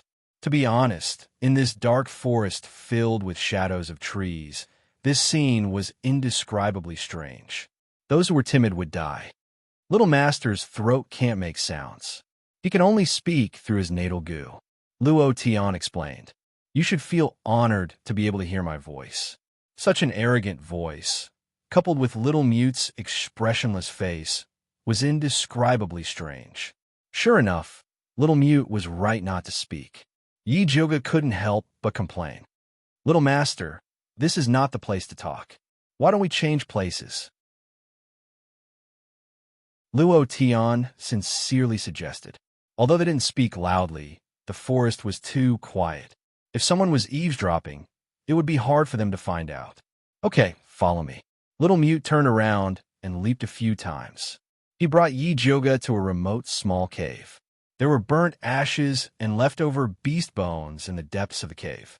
It seemed to be Little Mute's temporary residence. After Yi Zhuge stood still, he directly asked, Luo Tian, said you have a deal to discuss with me? That's right. The proud child's voice sounded again. I will help you deal with the people from Bloodthirsty Sect. 1 life in exchange for 100 bottles of Spirit Beast pills. That's a good plan of yours. Yi Zhuge raised his eyebrows and smiled. Bloodthirsty Sect is also your enemy. You're taking revenge for yourself, and you want to settle the score with me? Do you really think I'm a fool? How do you know Bloodthirsty Sect is our enemy? The proud child's voice was both surprised and angry. Then, he roared at Luo Tian irritably. You told her. I didn't, Luo Tian said helplessly. She tricked you.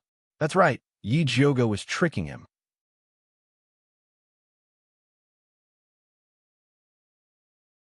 Chapter 164.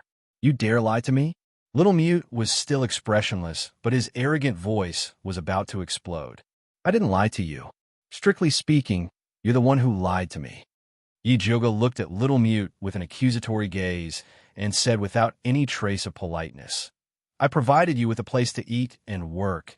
I also used Spirit Beast pills to exchange for insects, and I even saved the life of your subordinates. Yet you schemed to cheat me of my Spirit Beast pills. Who is the one who is sorry? Yi Zhuge's words were the truth. Even Luo Tian felt guilty after hearing it, not to mention Little Mute. No matter how unreasonable he was, he had to admit that Yi Zhuge was right. If Yi Zhuge hadn't let him raise a poison earth dragon and traded Spirit Beast pills for insect parasites, his life parasite probably wouldn't have awakened yet, let alone come to Alchemy City. Yi Zhuge saw that Little Mute had loosened up, so he slowly said, Little Mute, since we have a common enemy, then we can be friends. How about we be honest with each other and speak frankly? If you want Spirit Beast pills in the future, I can give you a friendship price. Spirit Beast pills weren't hard to refine, but they couldn't be given away for free. Little Mute's indifferent face finally showed some emotion. His arrogant voice was no longer as arrogant as before. He asked, How do you want to be honest? First tell me your name. Yi Zhuge felt that exchanging names was the first step of friendship. Little Mute hesitated before reluctantly saying, My name is Juni-chin. Such a refined name didn't match with Little Mute. No wonder he didn't want to call it that. Do you have an opinion on my name? Juni-chin immediately sensed something was wrong and felt like he was about to explode. No, not at all. Yi Zhuge shook her head and decisively changed the topic. I was thinking you red-clothed meow people are so powerful. Why were you killed by Bloodthirsty Sect? Juni-chin kept a straight face and didn't make a sound. His black eyes were like 2 black holes, emitting a ruthless and dark aura. It was clear that this memory was very painful to him, so painful that he could go berserk at any time. Yi Zhuge suddenly regretted bringing up Juni-chin's sad memories. She was about to change the topic when Juni-chin said coldly, Luo Tian, speak. Yes, Luo Tian answered, and then said, The bloodthirsty ancestor of the Bloodthirsty Sect is a sinister and cunning man. We don't know where he got a kind of spiritual poison that can restrain our goo technique. He poisoned our drinking water when we were worshipping the goo god and killed us when we lost our power. Although Luo Tian's words were very simple, the stench of blood contained within still assaulted Yi Zhuge. However, What Yi Jyoga could not figure out was, why would the people from the bloodthirsty sect attack the Bloodcloak Miao tribe? The bloodthirsty sect used blood as their cultivation method. The blood-clothed Miao clansmen used their own bodies to raise goo. Their blood was not pure. They should not have become their target. Luo Tian hesitated for a moment, but in the end he still revealed the secret of the blood-clothed Miao tribe. So it turned out that their blood-clothed Miao people branch was split off from the southern border. They found a small spirit vein in a mountain peak and set up camp there to cultivate and spread their roots. After more than 100 years of operation, the blood-clothed Miao tribe cultivated the Spider King from the demonic beast Snow Spider. Every generation's leader would sign a contract with the Spider King, asking for its protection. Junichen was the son of the previous generation's leader and was also the most talented genius in raising goo in the blood-clothed Miao tribe. At such a young age, he had already cultivated his natal goo to the 5th level. The blood-clothed Miao tribe had high hopes for him, hoping that he could truly subdue the Spider King. Originally, Junichen and the Spider King had already cultivated a good relationship and had started to slowly feed it with blood. Just as he was about to sign a contract with the Spider King, he did not expect an unexpected disaster to befall him. The bloodthirsty ancestor brought his subordinates to attack their camp, and not only did they forcibly occupy the spirit vein, they even imprisoned the Spider King. I see. Yi Jyoga was curious before. Where did the Empress get the king poison of the snow spider to harm Dongfang, Quebec? One must know that the Snow Spider King lived in the wasteland continent at the eastern border. That was the territory of the demon race, and spiritualists entering there were simply courting death. Now, she finally knew that it was from the blood-clothed Miao tribe. All right, I have answered your question honestly. How do you intend to give me the friendship price for the Spirit Beast pill? Juni-chen's arrogant voice hid a trace of impatience. Tell me first, what can you use to buy my Spirit Beast pill? Yi Jyoga looked like she was willing to negotiate. I can help you refine goo. Juni-chen's voice was arrogant and confident. This place is not Miaojiang. Yi Jyoga expressed that there was no market for goo refinement in a spiritualist territory. I can help you kill people. Juni-chen's voice started to show some hesitation. The people I want to kill are no longer in this world.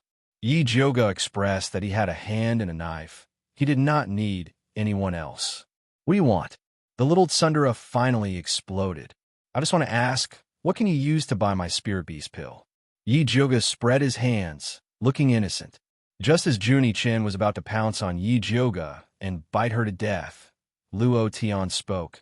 Miss Yi, when I escaped with the little master, we had nothing except ourselves. Then sell yourselves to me. This was Yi Jyoga's goal, but he could not say it so bluntly, in case they turn hostile. Thus, Yi Jyoga changed his method and asked, Then what do you plan to do? Luo Tian pondered for a moment, then said cautiously, It's true that the bloodthirsty sect is our enemy, but they are now dealing with you and your companions. I believe that no one understands the methods of the bloodthirsty sect better than us. If you need our help, I am willing to work for you for a year as long as you give me a bottle of Spirit Beast pill. I remember that you still owe me the consultation fee, right? It was not that Yi Jyoga did not want to let go of this debt of gratitude, but the blood-clothed Miaojiang tribe was famous for being a weirdo. It was said that after they repaid the debt of gratitude, they would turn hostile and take revenge, just like goo. They would bite back.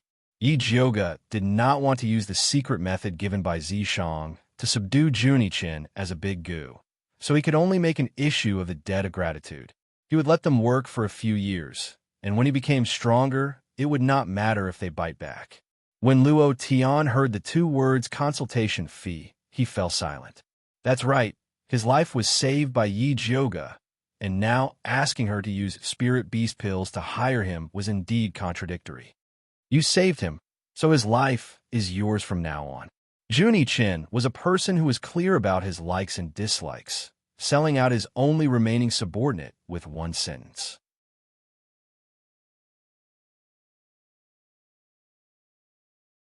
Chapter 165. Master. Luo Tian thought he was abandoned. His face immediately turned pale. She treats her subordinates well. You go and work for her, let her use spirit beast pills as a reward, then bring it back to me. Junichin said as a matter of course. During this period of time, he was not only rearing worms, he was also secretly observing Yi Jyoga's character. Ever since Yi Jyoga used spirit beast pills to help Yi buy worm goo, he knew that Yi Jyoga was a good person, very generous to his own people. Yes, Luo Tian heard that his little master did not abandon him, but only wanted him to work for others to earn spirit beast pills.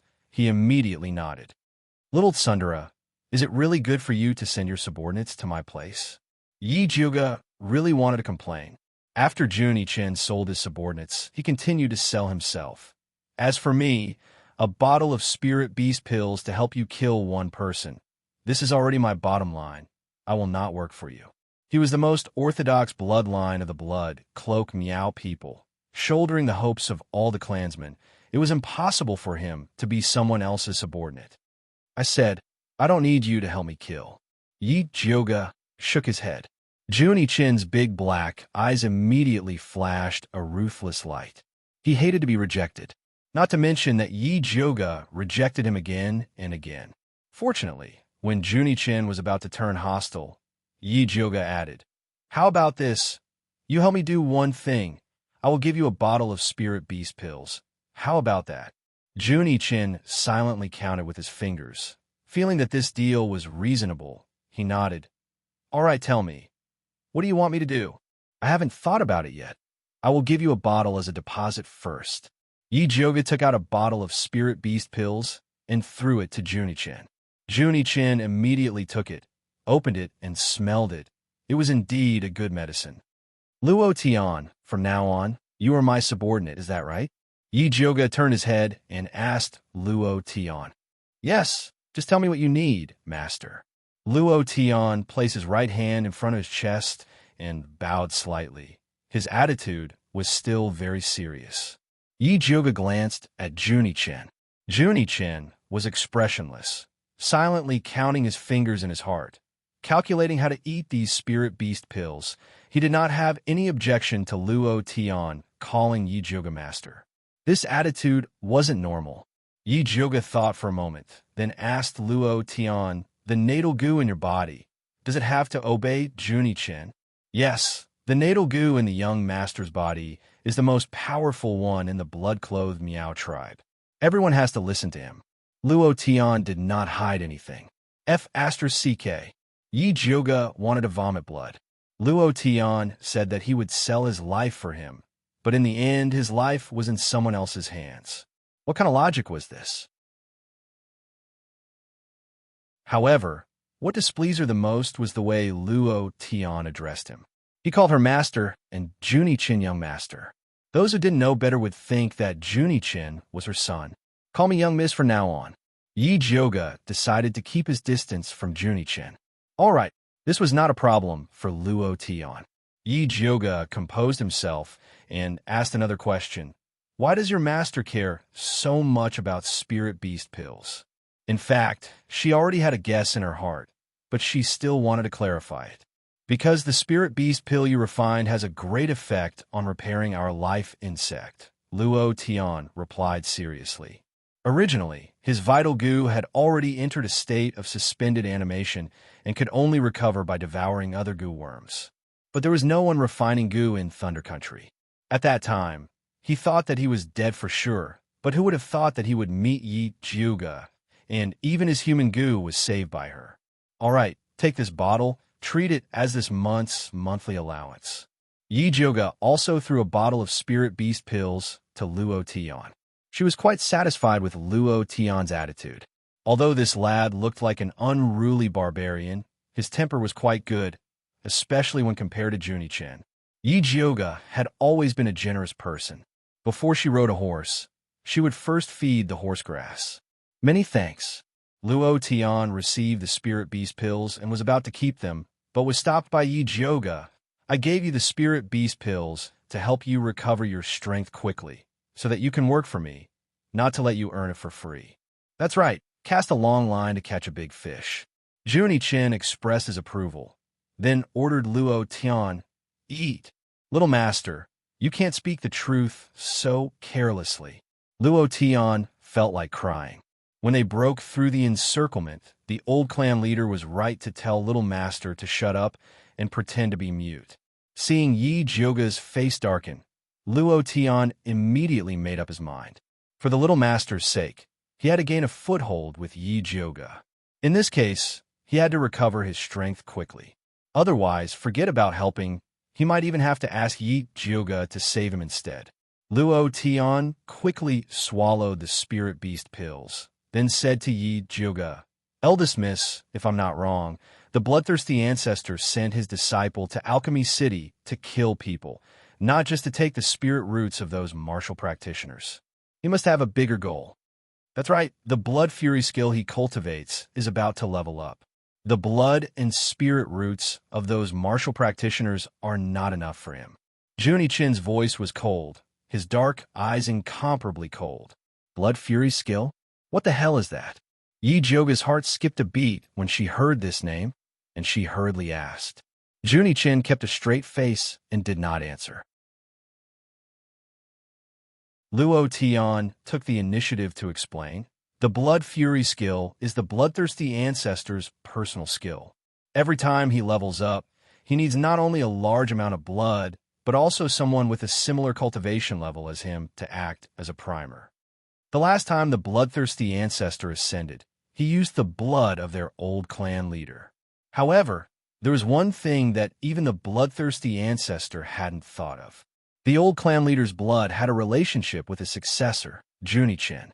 After the bloodthirsty ancestor absorbed the old clan leader's blood to level up, Junichin learned many of his secret skills. That bloodthirsty ancestor doesn't just have a strong cultivation level, he also has a secret skill, which is to use his own blood essence to cultivate a kind of blood bead. Every one of his direct disciples has this blood bead.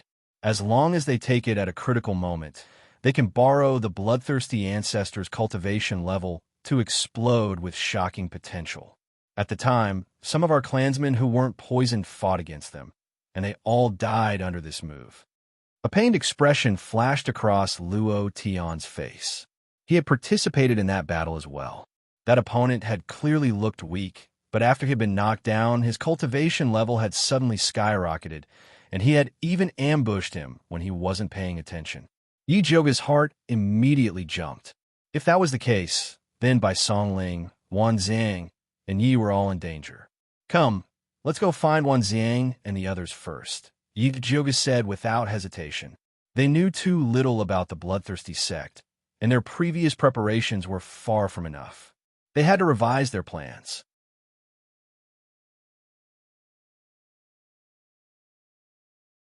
Chapter 166. It was a moonlit night, but the forest was still dark. Yi Jioga was drawing circles on the ground, thinking about a very important problem. Though she shouted to meet up with Wan Xiang, Bai Songling, and Yi Yu, they weren't in Alchemy City. She couldn't find them, but it wasn't like she couldn't find them.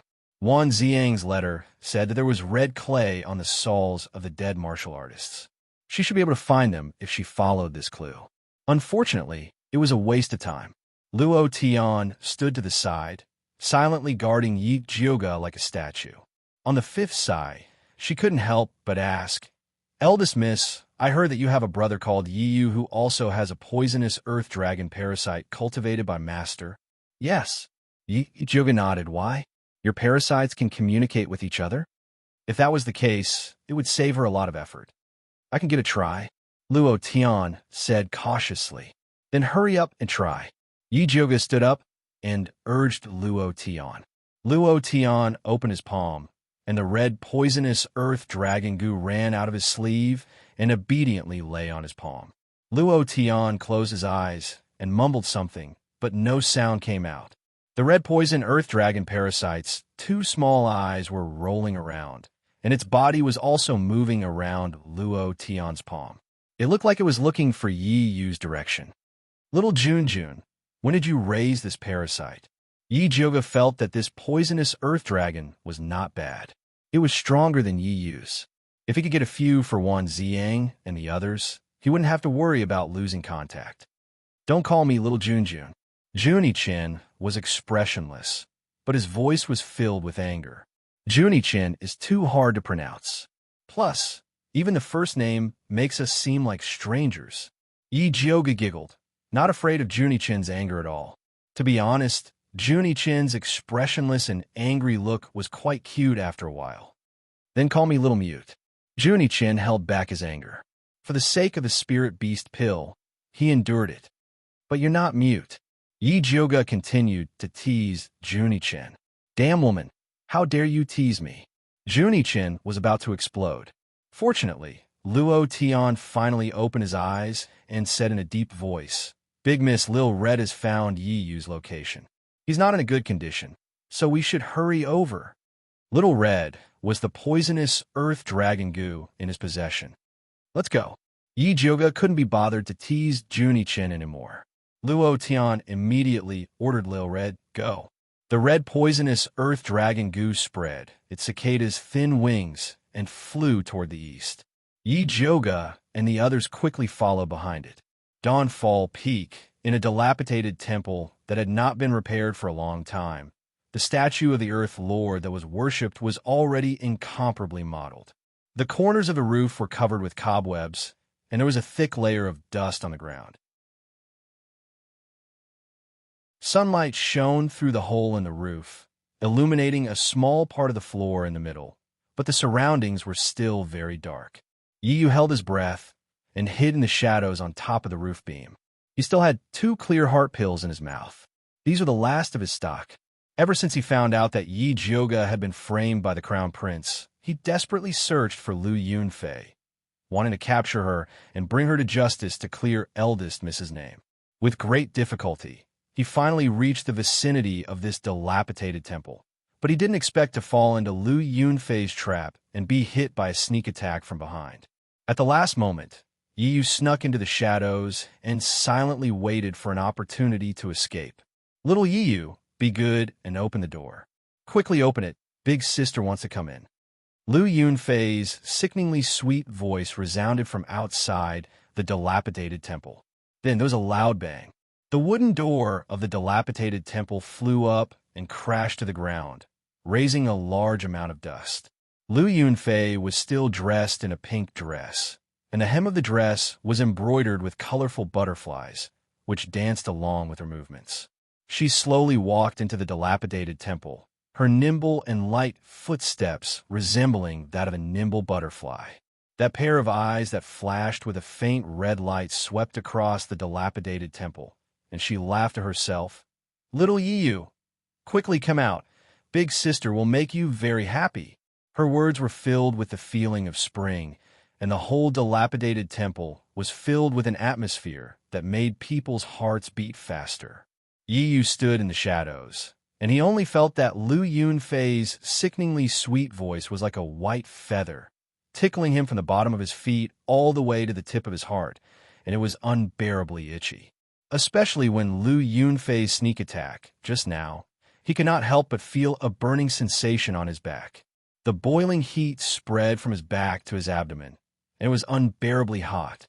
Yi was very clear that he had been drugged by Lu Yunfei. Unfortunately, his poisonous earth dragon parasite had been injured by Lu Yunfei, and there was no way for her to detoxify it for him. He could only rely on the tranquil heart pill in his mouth to resist this unbearable lust. Lu Yunfei strolled around the dilapidated temple, but she didn't hear Yi Yu's voice. She felt some admiration for Yi Yu in her heart because she couldn't lure him out even after using her charm technique. He was indeed worthy of being the man that she left for last. Not to mention other things, this degree of tranquil heart pill was definitely comparable to Lu Xiaohui. Since she couldn't lure this little guy out with her carnal desire, she would use another method. Lu Yunfei's eyes turned, and she took out a piece of white skin from her storage pouch. After shaking it open, it turned out to be the appearance of a woman. It was a complete piece of human skin. Little Yi Yu, this is the skin that I just peeled off from a beauty last night. Do you like it? However, this skin looks very smooth, but it doesn't feel very good to the touch. When it comes to the skin of a beauty, It's still the most beautiful blood slave by the old ancestor's side. Her skin is snow white, and there is a red mole between her eyebrows. She looks quite similar to you, so she should be that unlucky sister of yours that Su Junxing sent away.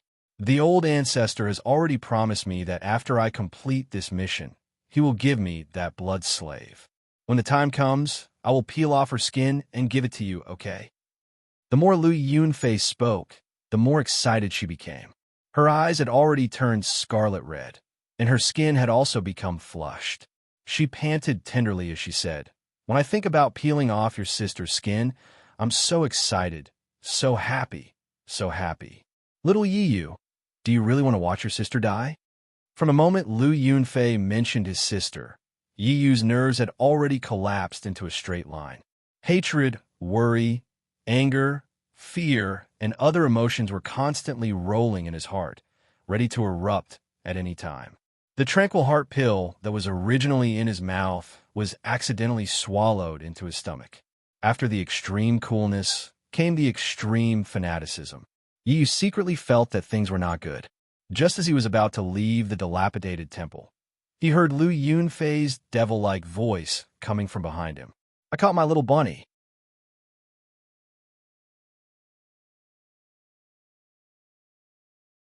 Chapter 167. At this time, Yi Jiuge was rushing towards the broken temple with Luo Tian and Juni Chen. Luo Tian followed behind her and spoke while running. "Young miss, didn't you ask the young master when he raised this insect? As far as I know, he raised a batch before coming to Alchemy City, and this is the best one. I refined it with my essence blood." "Luo Tian, do you want to die?" Juni Chen's arrogant voice came down from the tree. He disdained running on the ground with Yi Jiuge and the others, but insisted on jumping on the tree, probably because he felt that it was more cool. "Little master, there are some things that can't be hidden from Big Mississippi." Luo Tian's obscure voice traveled through the whistling wind into Juni Chen's ears. "We can't hide it from her, so we naturally have to tell her the truth. This will deepen eldest Mrs. impression of us." "Oomph." Juni Chen stepped on a branch unhappily, accepting Luo Tian's explanation. Yi Jiuge was already used to them playing tricks in front of him. She turned around a big tree and continued to ask Luo Tian, "This poisonous earth dragon became like this after you refined it with your blood essence? Or are all the ones he raised like this?" "No, these poisonous earth dragon parasites will display different characteristics depending on the person's blood essence. My parasite has opened its eyes. Aside from detoxification, it can also be used for searching. Yiyu's parasite should be as good at hiding as its master." As Luo Tian ran, he carefully introduced his young master's batch of poisonous earth dragon parasites.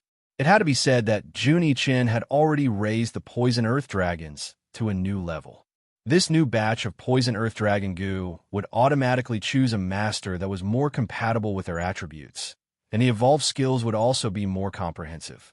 For example, Luo Tian was one of the 2 surviving members of the blood-clothed Miao tribe. Needless to say, he was strong.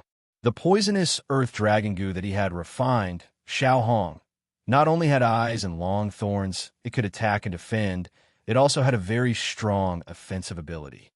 "Young miss, do you want to raise one as well? With your strength, you will definitely be able to cultivate an even more powerful insect." Luo Tian quickened his steps and ran to Yi Jiuge's side, looking at her sincerely. His expression seemed to be saying, "I'm not promoting goo worms, but loyalty. If you buy it, yours truly can give you a discount." Juni Chen floated down from the tree and landed beside Yi Jiuge, looking as if he was bestowing a reward. Although the little Tsunder's expression was a little annoying, Yi Jiuge was really tempted by those goo worms. She thought for a moment and said, "Let me see it first." Juni Chen rolled up his sleeves, revealing his white and dry little arm, on which there were 13 black dots. He said, "These are all insects that haven't hatched yet. As long as you reveal a drop of blood essence, the insects will automatically choose you." Yi Jiuge pricked his finger, and a drop of blood floated in front of her. The black dots on Juni Chen's hand all swelled up, fighting to be the first to pounce on Yi Jiuge's drop of blood essence. Even Junichin was shocked by their craziness. In fact, the natal goo in his body was desperately sending him a message. This drop of blood is also very beneficial to him. Hurry up and give it to him. Junichin and his natal goo were one and the same. Its desire was his desire. He immediately used his power to suppress the rampaging goo insects, then reached out to snatch the drop of blood essence from Yi-Joga. He didn't expect a black and fat figure to be faster than him. With a swoosh, it swallowed the drop of blood essence, then landed on Yi-Joga's shoulder. It was a fat black rat. It had a fat head and big ears, with a round belly. Its little paw grabbed Yi-Joga's hair and shouted in dissatisfaction, "Pippi, black fatty, why did you come out?" Yi-Joga was also shocked by this scene. Only now did she remember Zishang's warning to her. Every drop of blood in her body belonged to him. If she dared to let others use it carelessly, he would use a big stick to punish her. Was it too late to destroy the rat now? You dare to steal this young master's thing? Junichin's big black eyes stared at the black fat rat. The goo worms on his hand all went berserk, looking like they wanted to rush up and swallow the black fat rat clean. The black fat rat looked at the little worms with contempt, completely disregarding Junichin. It took out a carrot that was even longer than him from its bee skin bag and squatted on Yi-Joga's shoulder as it chewed on it with relish. If you want to fight, then fight later. Don't delay me from saving people. Yi-Joga didn't even turn his head as he grabbed the black fat rat and stuffed it back into his cloth bag. Junichin lost his target and looked angrily at Yi-Joga, shouting, "Return the blood essence to me. Return your grandpa. That belongs to me." Yi-Joga said in a bad mood. He couldn't tolerate this bad temper of stealing things. Junichin was about to flip out, but was held down by Luo Tan. "Little master, earning spirit beast pills is more important."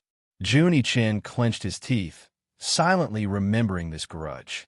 Yi-Joga couldn't be bothered with little Ao Jiao's thoughts and said to Luo Tian, "Hurry up, I want to find Yiyu in an incense's time." After Luo Tian appeased the little master, he drove Xiao Hong with all his might and quickly brought Yi-Joga to the broken temple. "Yiyu should be inside. I can feel that his poisonous earth dragon goo is injured," Luo Tian said softly. Yi-Joga opened his spirit eye to carefully inspect the situation of the broken temple. He saw a red circle of light surrounding the broken temple, mixed with the thick smell of blood, and there were even many strange red shadows hiding in the surroundings.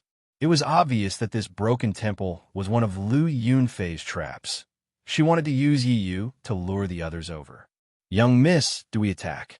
Luo Tian rubbed his fists, wanting to show off. "Do you have the confidence to deal with the people from Bloodthirsty Sect?" Yi-Joga asked. It wasn't that she looked down on Luo Tian and Junichin. It was that the two of them were crippled and small. They were really unreliable. "You still have a nerve to ask this kind of nonsense." Junichin was still holding a grudge against Yi-Joga for not giving him the blood essence. "So you have already found a way to deal with Bloodthirsty Sect?" Yi-Joga raised his eyebrows and asked. "Of course." Junichin nodded his head proudly, and habitually wanted to use spirit beast pills to exchange for an answer. Luo Tian answered first. "Little Master has already thought of a way to deal with Bloodthirsty Sect. Speaking of which, I have to thank you for this method." After he finished speaking, he looked at Yi-Joga gratefully. Yi-Joga was stunned, thought for a moment, and then probed, "Could it be that your method to deal with Bloodthirsty Sect is to rely on the poisonous earth dragon goo?" Young miss is indeed intelligent. Luo Tian nodded his head in gratification, looking like he didn't follow the wrong person. He couldn't tell that this guy was quite good at flattering people. However, flattery was useless. Yi-Joga still had to ask clearly what he needed to ask.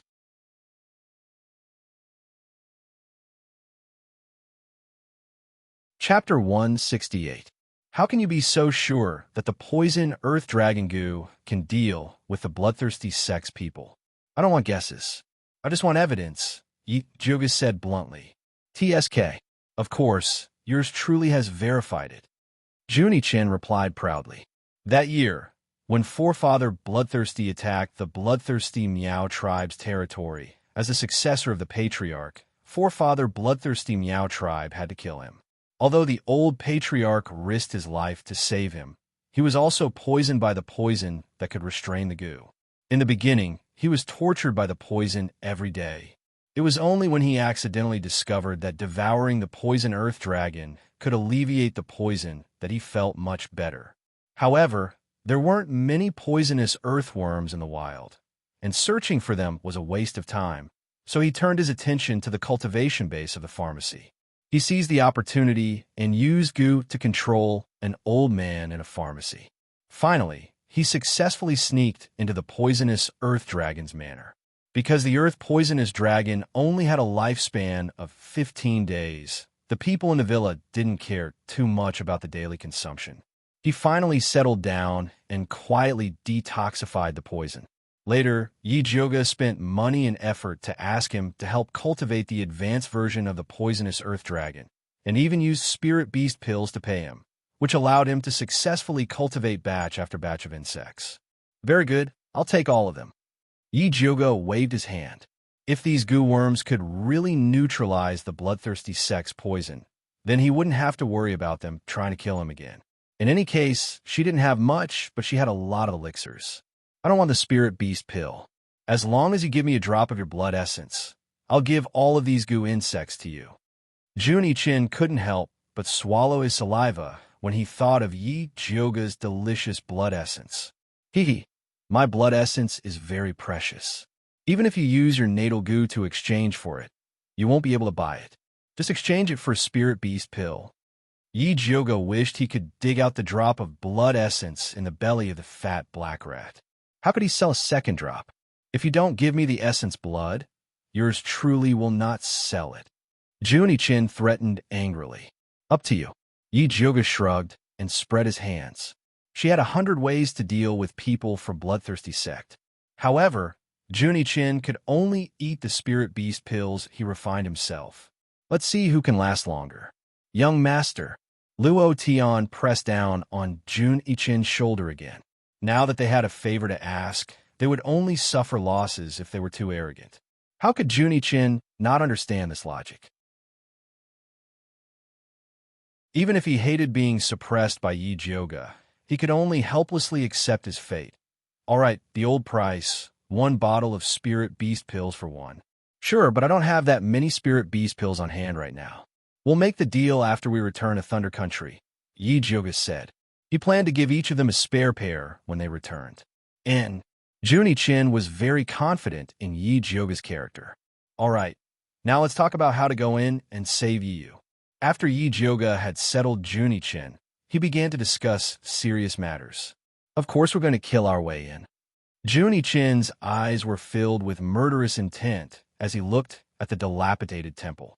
He decided to start with Lu Yunfei and start his path of revenge against the bloodthirsty sect. No, Yi-Joga shook his head. Yi was in Lu Yunfei's hands. If she were to use him as a hostage, it would be very difficult for them to rescue him. It was better to think of a foolproof method while Lu Yunfei did not know their background. For example, luring the tiger away from the mountain, creating a diversion. Whatever you say, miss, will do it. Luo Tian took the opportunity to express his loyalty. Yi-Joga had just thought of an idea, so he said, then you guys just do as I say, no problem. Luo Tian nodded calmly. No problem. Juni-chin expressed that as long as he took action, there would be no mistakes. All right, let's go. Yi-Joga nodded and led Luo Tian and Juni-chin towards the dilapidated temple. Inside the dilapidated temple, light and shadow intertwined. Yi-Yu's major acupuncture points were sealed by Lu Yunfei, and he was laid flat on the white human skin. TSK, TSK, TSK. I didn't know that you could run so well. Lu Yunfei was not in a hurry to enjoy her feast. Instead, she touched Yi-Yu's smooth and white skin with interest. Her tone was full of pity. It's been a long time since I've met such a beautiful man. I really can't bear to do it. What do you want? Yi-Yu's entire body could not move. His eyes shot out a ray of hatred as he stared fiercely at Lu Yunfei. Hee, a man and a woman alone in a room. What do you think I want? Lu Yunfei's small hand was placed on Yi Yu's strong chest. She gently kneaded his firm chest muscles, trying to ignite his fire. You shameless slut. Yi Yu had always felt that men who scolded women were not good people. However, when faced with a sinister and cunning snake like Lu Yunfei, he had no choice but to scold her. Is that all you can say? Lu Yunfei smiled coquettishly. Yi Yu's scolding was simply not painful to her. In fact, it was filled with interest. Slut, slut. Yi Yu clenched his teeth. He wanted to scold her until she was bleeding. Unfortunately, he was not good at scolding people. His mouth kept repeating these words. And I like it. Louder. The more Lu Yunfei listened, the more excited she became. She could not wait to tear Yi Yu's shirt into pieces. Then, she reached out to pull his belt. Get lost. Don't touch me. Yi Yu really did not want to act like an ignorant girl who was being molested by a pervert. However, when he thought about losing his virginity to Lu Yunfei, this slut, he felt that he might as well die. Moreover, he wanted to have his blood, cultivation, and vitality sucked dry. He felt that he might as well die. Hee. Not only will sister touch, sister will also eat. Lu Yunfei pulled out Yi Yu's belt. She laughed like a hen that was about to lay eggs. Just as Yi Yu was about to be stripped naked by Lu Yunfei, a red shadow as thick as a thumb silently rushed down from the roof. It rushed towards Lu Yunfei's neck. Lu Yunfei's hand was still on Yi Yu's chest. However, the clothes behind her moved. A purple scorpion drilled into her neck. Its stinger moved and fiercely whipped the red shadow. The red shadow craftily turned around and spat out a sticky red liquid at the purple scorpion. The purple scorpion could not dodge in time. It was covered by the red liquid and could not move. The red shadow flapped its wings and quickly dragged the scorpion away. The entire process was very fast. It only took a few breaths. By the time Lu Yunfei reacted, she discovered that her treasure-seeking scorpion had been stolen. She had obtained that treasure-seeking scorpion by chance. She had spent countless years to raise it to rank 3. It was the time to use it. She had obtained a lot of benefits from the treasure-seeking scorpion. How could she be willing to let it be stolen like this? Lu Yunfei did not care about enjoying her feast. Her figure moved and chased after the scorpion. In the blink of an eye, only Yi Yu was left in the broken temple. Yi Yu condensed all the spiritual energy in his body. He wanted to break through the sealed acupuncture points. Unfortunately, Lu Yunfei's technique was very strange. He was unable to condense his spiritual energy. Seeing that Lu Yunfei was about to return at any moment, he was so anxious that a thin layer of cold sweat appeared on his body. He almost went berserk.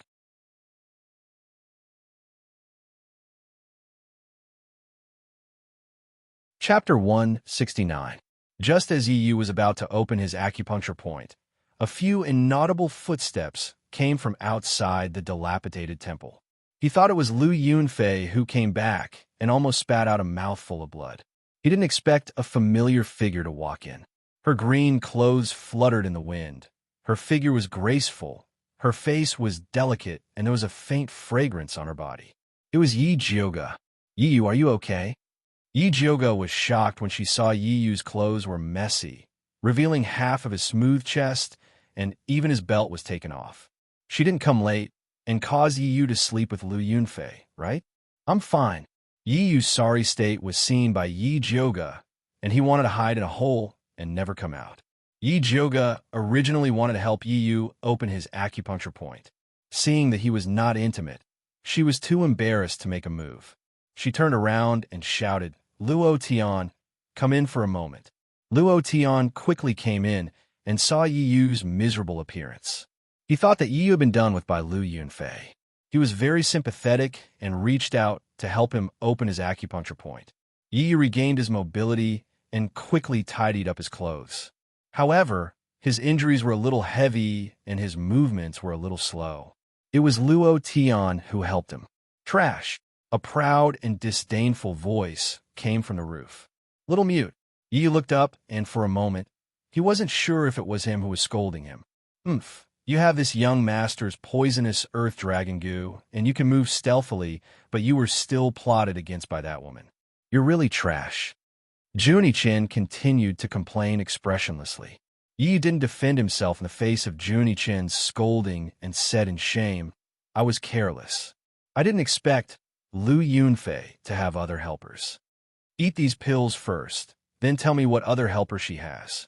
Yi Jioga saw that Yiyu's body was emitting a strong smell of aphrodisiac. She poured out 2 clear heart pills and 1 fire pill for Yiyu. Yiyu ate the pill, and the dark fire on his body immediately retreated. Then, he told the story of how he was plotted against. After he discovered Lu Yunfei's whereabouts yesterday, he stealthily followed her and found out that Lu Yunfei had kidnapped a level 2 alchemist from the alchemy competition. He wanted to save this tier 2 alchemist and let her accuse Lu Yunfei and Su Junqing so that he could clear Yi Jioga's name. He did not expect that the tier 2 alchemist was actually a fake and had backstabbed him instead. When he was escaping, he was hit on the back by Lu Yunfei's palm, so he fled here. Who was that evil cultivator who pretended to be a level 2 alchemist?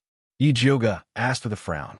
Previously, during the alchemy competition, she had carefully observed the few level 2 pill refiners and did not find any traces of heretic cultivators.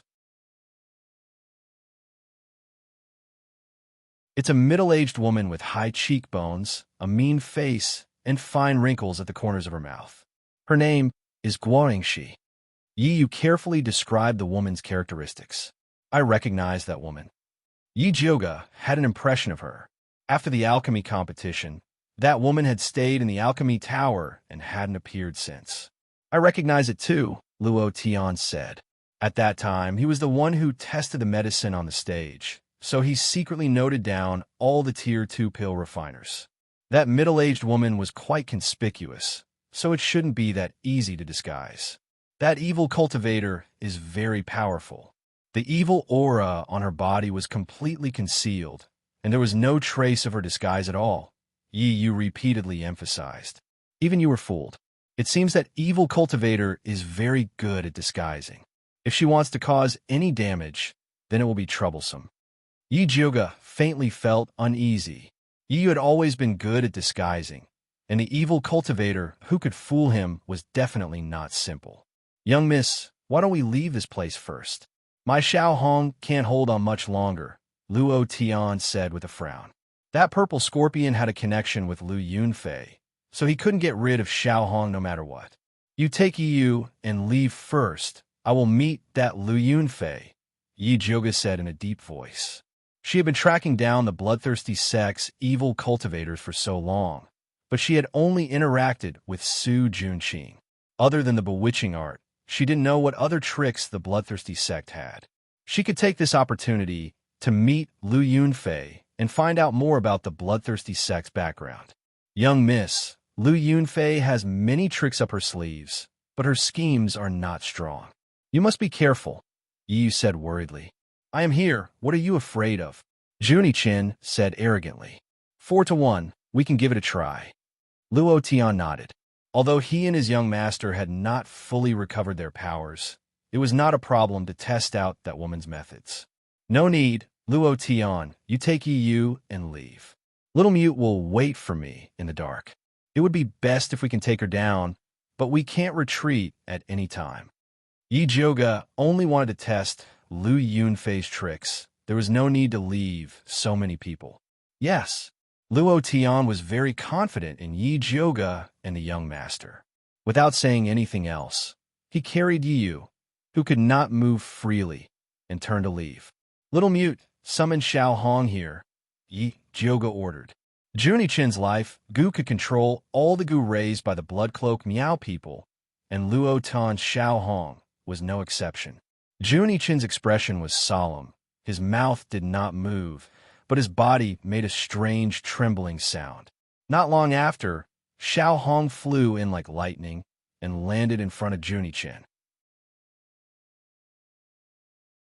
It looked very pathetic. The blood-red color of its body had faded a lot, and its spread wings could not stop trembling. That was a sign of overexertion.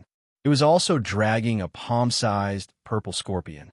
Although it was frozen by the red liquid, it still looked like it was struggling to get out. Yi Joga immediately recognized that this unlucky scorpion was the one that lured him to the chaotic world. When the unlucky scorpion saw Yi Joga struggling even more, it seemed to know that it was going to be in big trouble. "Give me that purple scorpion." Yi Joga stretched out his hand towards Junichin, a spirit beast pill. Junichin raised his index finger and added expressionlessly to reward Xiaohong. "Cheapskate, take it."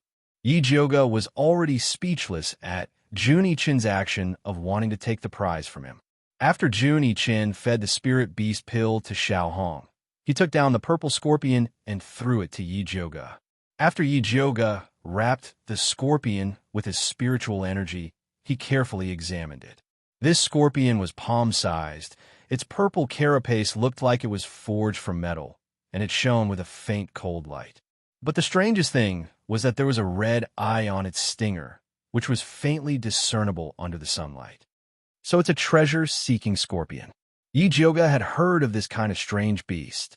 Not only was it very sensitive to treasures like spirits, but after advancing, it could also eliminate demons and devour ghosts.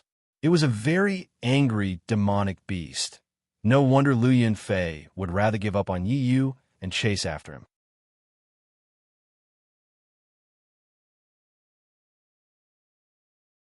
Chapter 170. That evil cultivator has caught up, Junichin said softly. Yi Joga looked towards the entrance of the broken temple, only to see a light breeze blowing, the leaves falling silently, but a murderous aura assaulted his face. "Stick to the plan." Yi Joga stuffed the treasure-seeking scorpion into his cloth bag, then raised his hand and condensed a purple lightning. Junichin's figure flashed and disappeared without a trace. Just as he disappeared, Lu Yunfei rushed back to the broken temple like lightning and was met with the purple lightning released by Yi Joga. When she came back, she was already prepared to be ambushed. She raised her hand and released a blood mist to deflect Yi Joga's lightning, then struck towards Yi Joga's chest. Yi Joga mobilized all the spiritual power in his body and raised his hand to meet her palm. The purple and red light fiercely collided, causing red and purple light to burst out. Lu Yunfei somersaulted and landed beside the broken temple door. Yi Joga stood in place without moving. On the surface, Yi Joga had the upper hand, but in fact, she was at a disadvantage. Lu Yunfei's palm wind was very insidious. If it wasn't for her lightning spiritual power having the ability to ward off evil, she would have really been hit. "You are Yi Joga?" Lu Yunfei stood at the side of the door and sized up Yi Joga with her big watery eyes. She exclaimed in admiration, "You do have some good looks. You are barely qualified to be my ancestor's blood slave." "You are Lu Yunfei?" Yi Joga squinted his eyes and looked at Lu Yunfei with contempt, then said with disdain, "You look so vulgar. No wonder you have to use underhanded methods to force yourself on a man. Little girl, you better control your mouth, or else you won't even know how you die." Lu Yunfei's face darkened. Although she had heard countless insults, she still had to admit that Yi Joga's mouth was a bit too vicious. "Can't help it. This mouth of mine can't be controlled when I see an ugly woman." Yi Joga pretended to be distressed. She was originally extremely beautiful, and after obtaining the white bone flame, she had an otherworldly aura. That appearance of using her beauty to commit murder could definitely drive a woman crazy. Although Lu Yunfei wanted to skin Yi Joga, she was, after all, still someone who had seen the world. He suppressed the anger in his heart and asked the two most important questions. "Where are my Yi Yu and treasure-seeking scorpion?" "It's already mine." Yi Joga smiled proudly, his arrogance exploding. Courting death. An ominous glint flashed past Lu Yunfei's eyes. She had dominated the bloodthirsty sect for so many years, but she had never been humiliated like this. "You're the one courting death." Yi Joga's right hand formed a 5 thunder chant, and the purple lightning struck towards Lu Yunfei again. Lu Yunfei took out a small and exquisite blood-colored bell from her storage bag and gently shook it. A strange sound was transmitted over. When Yi Jioge heard this voice, the blood in his body surged crazily, as though he wanted to break through the shackles and rush towards Lu Yunfei. Yi Jioge was shocked. She quickly took out a clear heart pill and swallowed it. The cold feeling made her shiver. To be able to withstand my blood bell sound, you are indeed not simple. Lu Yunfei raised her hand and shook the blood-colored bell twice. This time, the bell sound was even clearer, like a heavy hammer falling on Yi Jioge's head. The blood in her body surged even more violently, like a herd of wild horses that had lost control, about to rush out of her pores. Yi Jioge did not try to suppress the surging blood. Instead, he followed this feeling and shot out a thumb-thick bolt of purple lightning. Lu Yunfei did not expect that Yi Jioge would still have a chance to fight back under the control of her blood bell sound. She stopped underestimating him, raised her hand, and shot out a bloody light. After breaking through Yi Jioge's lightning, the blood-colored bell in her hand shook even more violently. Yi Jioge covered his ears and retreated 3 feet. He was about to pull out the Thunder Snake illusionary whip from his waist.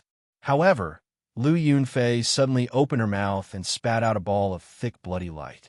It turned into a blood-colored arrow, and with a rotten stench, it shot towards Yi Jioge's chest. Yi Jioge was not far from her. Caught off guard, he could only take this attack head-on. At this crucial moment, Lil Red, who was lying on Junichin's body, rushed out.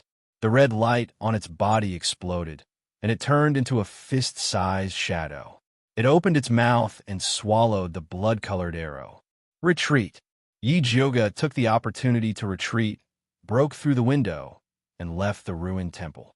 When Lu Yunfei heard the order to retreat, she thought that there was still an ambush in the ruined temple, so she stopped and searched carefully. When she rushed out of the ruined temple, she had already lost sight of Yi Jioge. Damned bitch. Wait until I send you back to Bloodthirsty Sect. I will definitely let the ancestor refine you into a blood slave to feed the Spider King. Lu Yunfei gritted her teeth and cursed. After Yi Jioge left the ruined temple, he quickly arrived at the place where he had agreed to meet Junichin. Junichin was already waiting there. Is Lil Red all right? Yi Jioge asked. If Lil Red had not rushed out to help her take the hit, she would have suffered a huge loss. I'm fine. Junichin opened his palm. He saw that Lil Red's abdomen was as big as a ball, and its body was so red that it was about to drip blood. It was curled up and motionless. It has a baby? Yi Jioge asked hesitantly. He felt that Lil Red could give birth to a bunch of little goo at any time. Squeak, squeak. Lil Red roared angrily. Yi Jioge inexplicably felt that she understood what Lil Red meant. She raised her head and asked Junichin, is it saying that I am male? I don't know, but it is indeed male. Junichin shook his head. He could only give orders to goo worms unilaterally and could not understand what they were saying. Then why is its stomach so big? Yi Jioge was slightly worried. Although Lil Red was only a goo worm, if it died to save her, she would also feel guilty. It must have eaten too much. The blood arrow that Lu Yunfei shot out just now was extremely poisonous. If you were hit by it, you would have turned into a puddle of blood on the spot. Junichin understood that arrow very well. Many of his clansmen had died under that move in the past. Squeak, squeak. Lil Red cried out again. Although it looked like it was going to explode at any time, it was still in good spirits. Lil Red saved you. Don't you have anything to say? Junichin looked at Yi Jioge expressionlessly and asked for repayment with a serious face. There are only 2 left. Take it. Yi Jioge sensibly took out the spirit beast pill. Although she had ways to neutralize the blood arrow, even if Lil Red didn't come out, she couldn't let Lil Red down. Goo worms also had insect rights. Junichin took the spirit beast pill and stuffed it into Lil Red's mouth. After Lil Red swallowed it, although its stomach seemed even bigger, it began to hum with a satisfied expression. Shut up. Junichin reprimanded with a dark expression. He didn't want Yi Joga to know that Lil Red swallowed the blood arrow not to save her, but because it was useful for Lil Red's evolution. After Lil Red finished absorbing the blood arrow and the spirit beast pill, it would be able to advance to the next level. Yi Joga actually noticed a little, but Lil Red was her own worm. She was happy to see it evolve, so she didn't expose Junichin's intentions. You're tuning into the Romance Rendezvous YouTube channel. We're so grateful for your support, and don't forget to subscribe to join us on this incredible journey through captivating stories. Your generosity through donations truly makes a world of difference, as it's the primary source of revenue that allows me to expand and enhance this channel for you. Thank you from the bottom of my heart for being a part of this adventure.